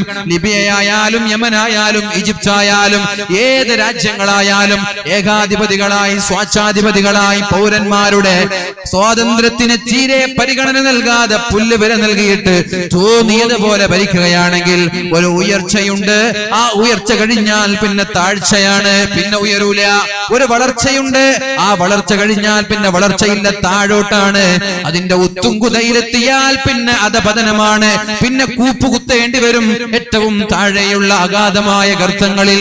അതുകൊണ്ട് അഹങ്കാരവും ധിക്കാരവും എല്ലാം മാറ്റിവെച്ച് രാജ്യത്തിന് നന്മ ചെയ്യേണ്ടവരാണ്, സമുദായത്തിന് നന്മ ചെയ്യേണ്ടവരാണ്, നാട്ടിന് നന്മ ചെയ്യേണ്ടവരാണ് എല്ലാ അധികാരികളും. അത് രാഷ്ട്രീയമായി പാർട്ടി, സംഘടന, പള്ളി, ജമാഅത്ത് എല്ലാം അങ്ങനെ തന്നെ. അതൊരു ഇന്ത്യ രാജ്യത്തിന്റെ നേതാക്കന്മാര്, മന്ത്രിമാര് മാത്രമല്ല, എല്ലാം ഏത് മേഖലയിൽ നിൽക്കുകയാണെങ്കിലും നമ്മൾ നീതിയോടുകൂടി പ്രവർത്തിക്കുക. അല്ലെങ്കിൽ ഒരു പുലി അല്ലാഹു പിന്നെ കയറാൻ കഴിയില്ല, പിന്നെ അധപതനമാണ്. അതുകൊണ്ട് നിങ്ങൾ അല്ലാഹുവിൽ വിശ്വസിച്ച് സൽപ്രവർത്തനങ്ങൾ ചെയ്ത് ജീവിച്ചാൽ അല്ലാഹു പറയുന്നു, നിങ്ങളുടെ ദീൻ നിങ്ങൾ ഇഷ്ടമുള്ളതുപോലെ ദീനനുസരിച്ച് ജീവിക്കാൻ നിങ്ങൾക്ക് ഞാൻ സൗകര്യം തരാം. വലയുമക്കിനന്ന ലഹും ദീനഹുമുല്ലദി ഇർതദാ ലഹും. ബീഫ് കഴിച്ചാൽ ഇവിടെ പ്രശ്നം ഉണ്ടാക്കൂല, പർദ്ദ ധരിച്ചാൽ ഇവിടെ പ്രശ്നം ഉണ്ടാക്കൂല, താടി വെച്ചാൽ പ്രശ്നം ഉണ്ടാക്കൂല. ഇവിടെ ഒരു കുഴപ്പവുമില്ലാതെ ബാങ്ക് കൊടുത്താൽ ഇവിടെ പ്രശ്നം ഉണ്ടാക്കൂല. എന്താ ചെയ്യേണ്ടത്? നിങ്ങളൊരു സ്വാലിഹായ നല്ലൊരു മുസ്ലിമായി മാറിയാൽ മതി. വലയുമക്കിനന്ന ലഹും ദീനഹുമുല്ലദി ഇർതദാ ലഹും. നിങ്ങൾക്ക് ഇഷ്ടപ്പെട്ട നിങ്ങളുടെ മതം നിങ്ങൾ ആഗ്രഹിക്കുന്നത് പോലെ പെർഫോം ചെയ്യാൻ ഞാൻ നിങ്ങൾക്ക് അവസരം തരാം. അതുമാത്രമല്ല, വലയുബദ്ദിലന്നഹും മിൻ ബഅദി ഖൗഫിഹിം അംനാ. നിങ്ങളെ എല്ലാ പേടിയും മാറ്റി നിർഭയത്വം തരാം, പിന്നെ പേടി ഉണ്ടാവൂല.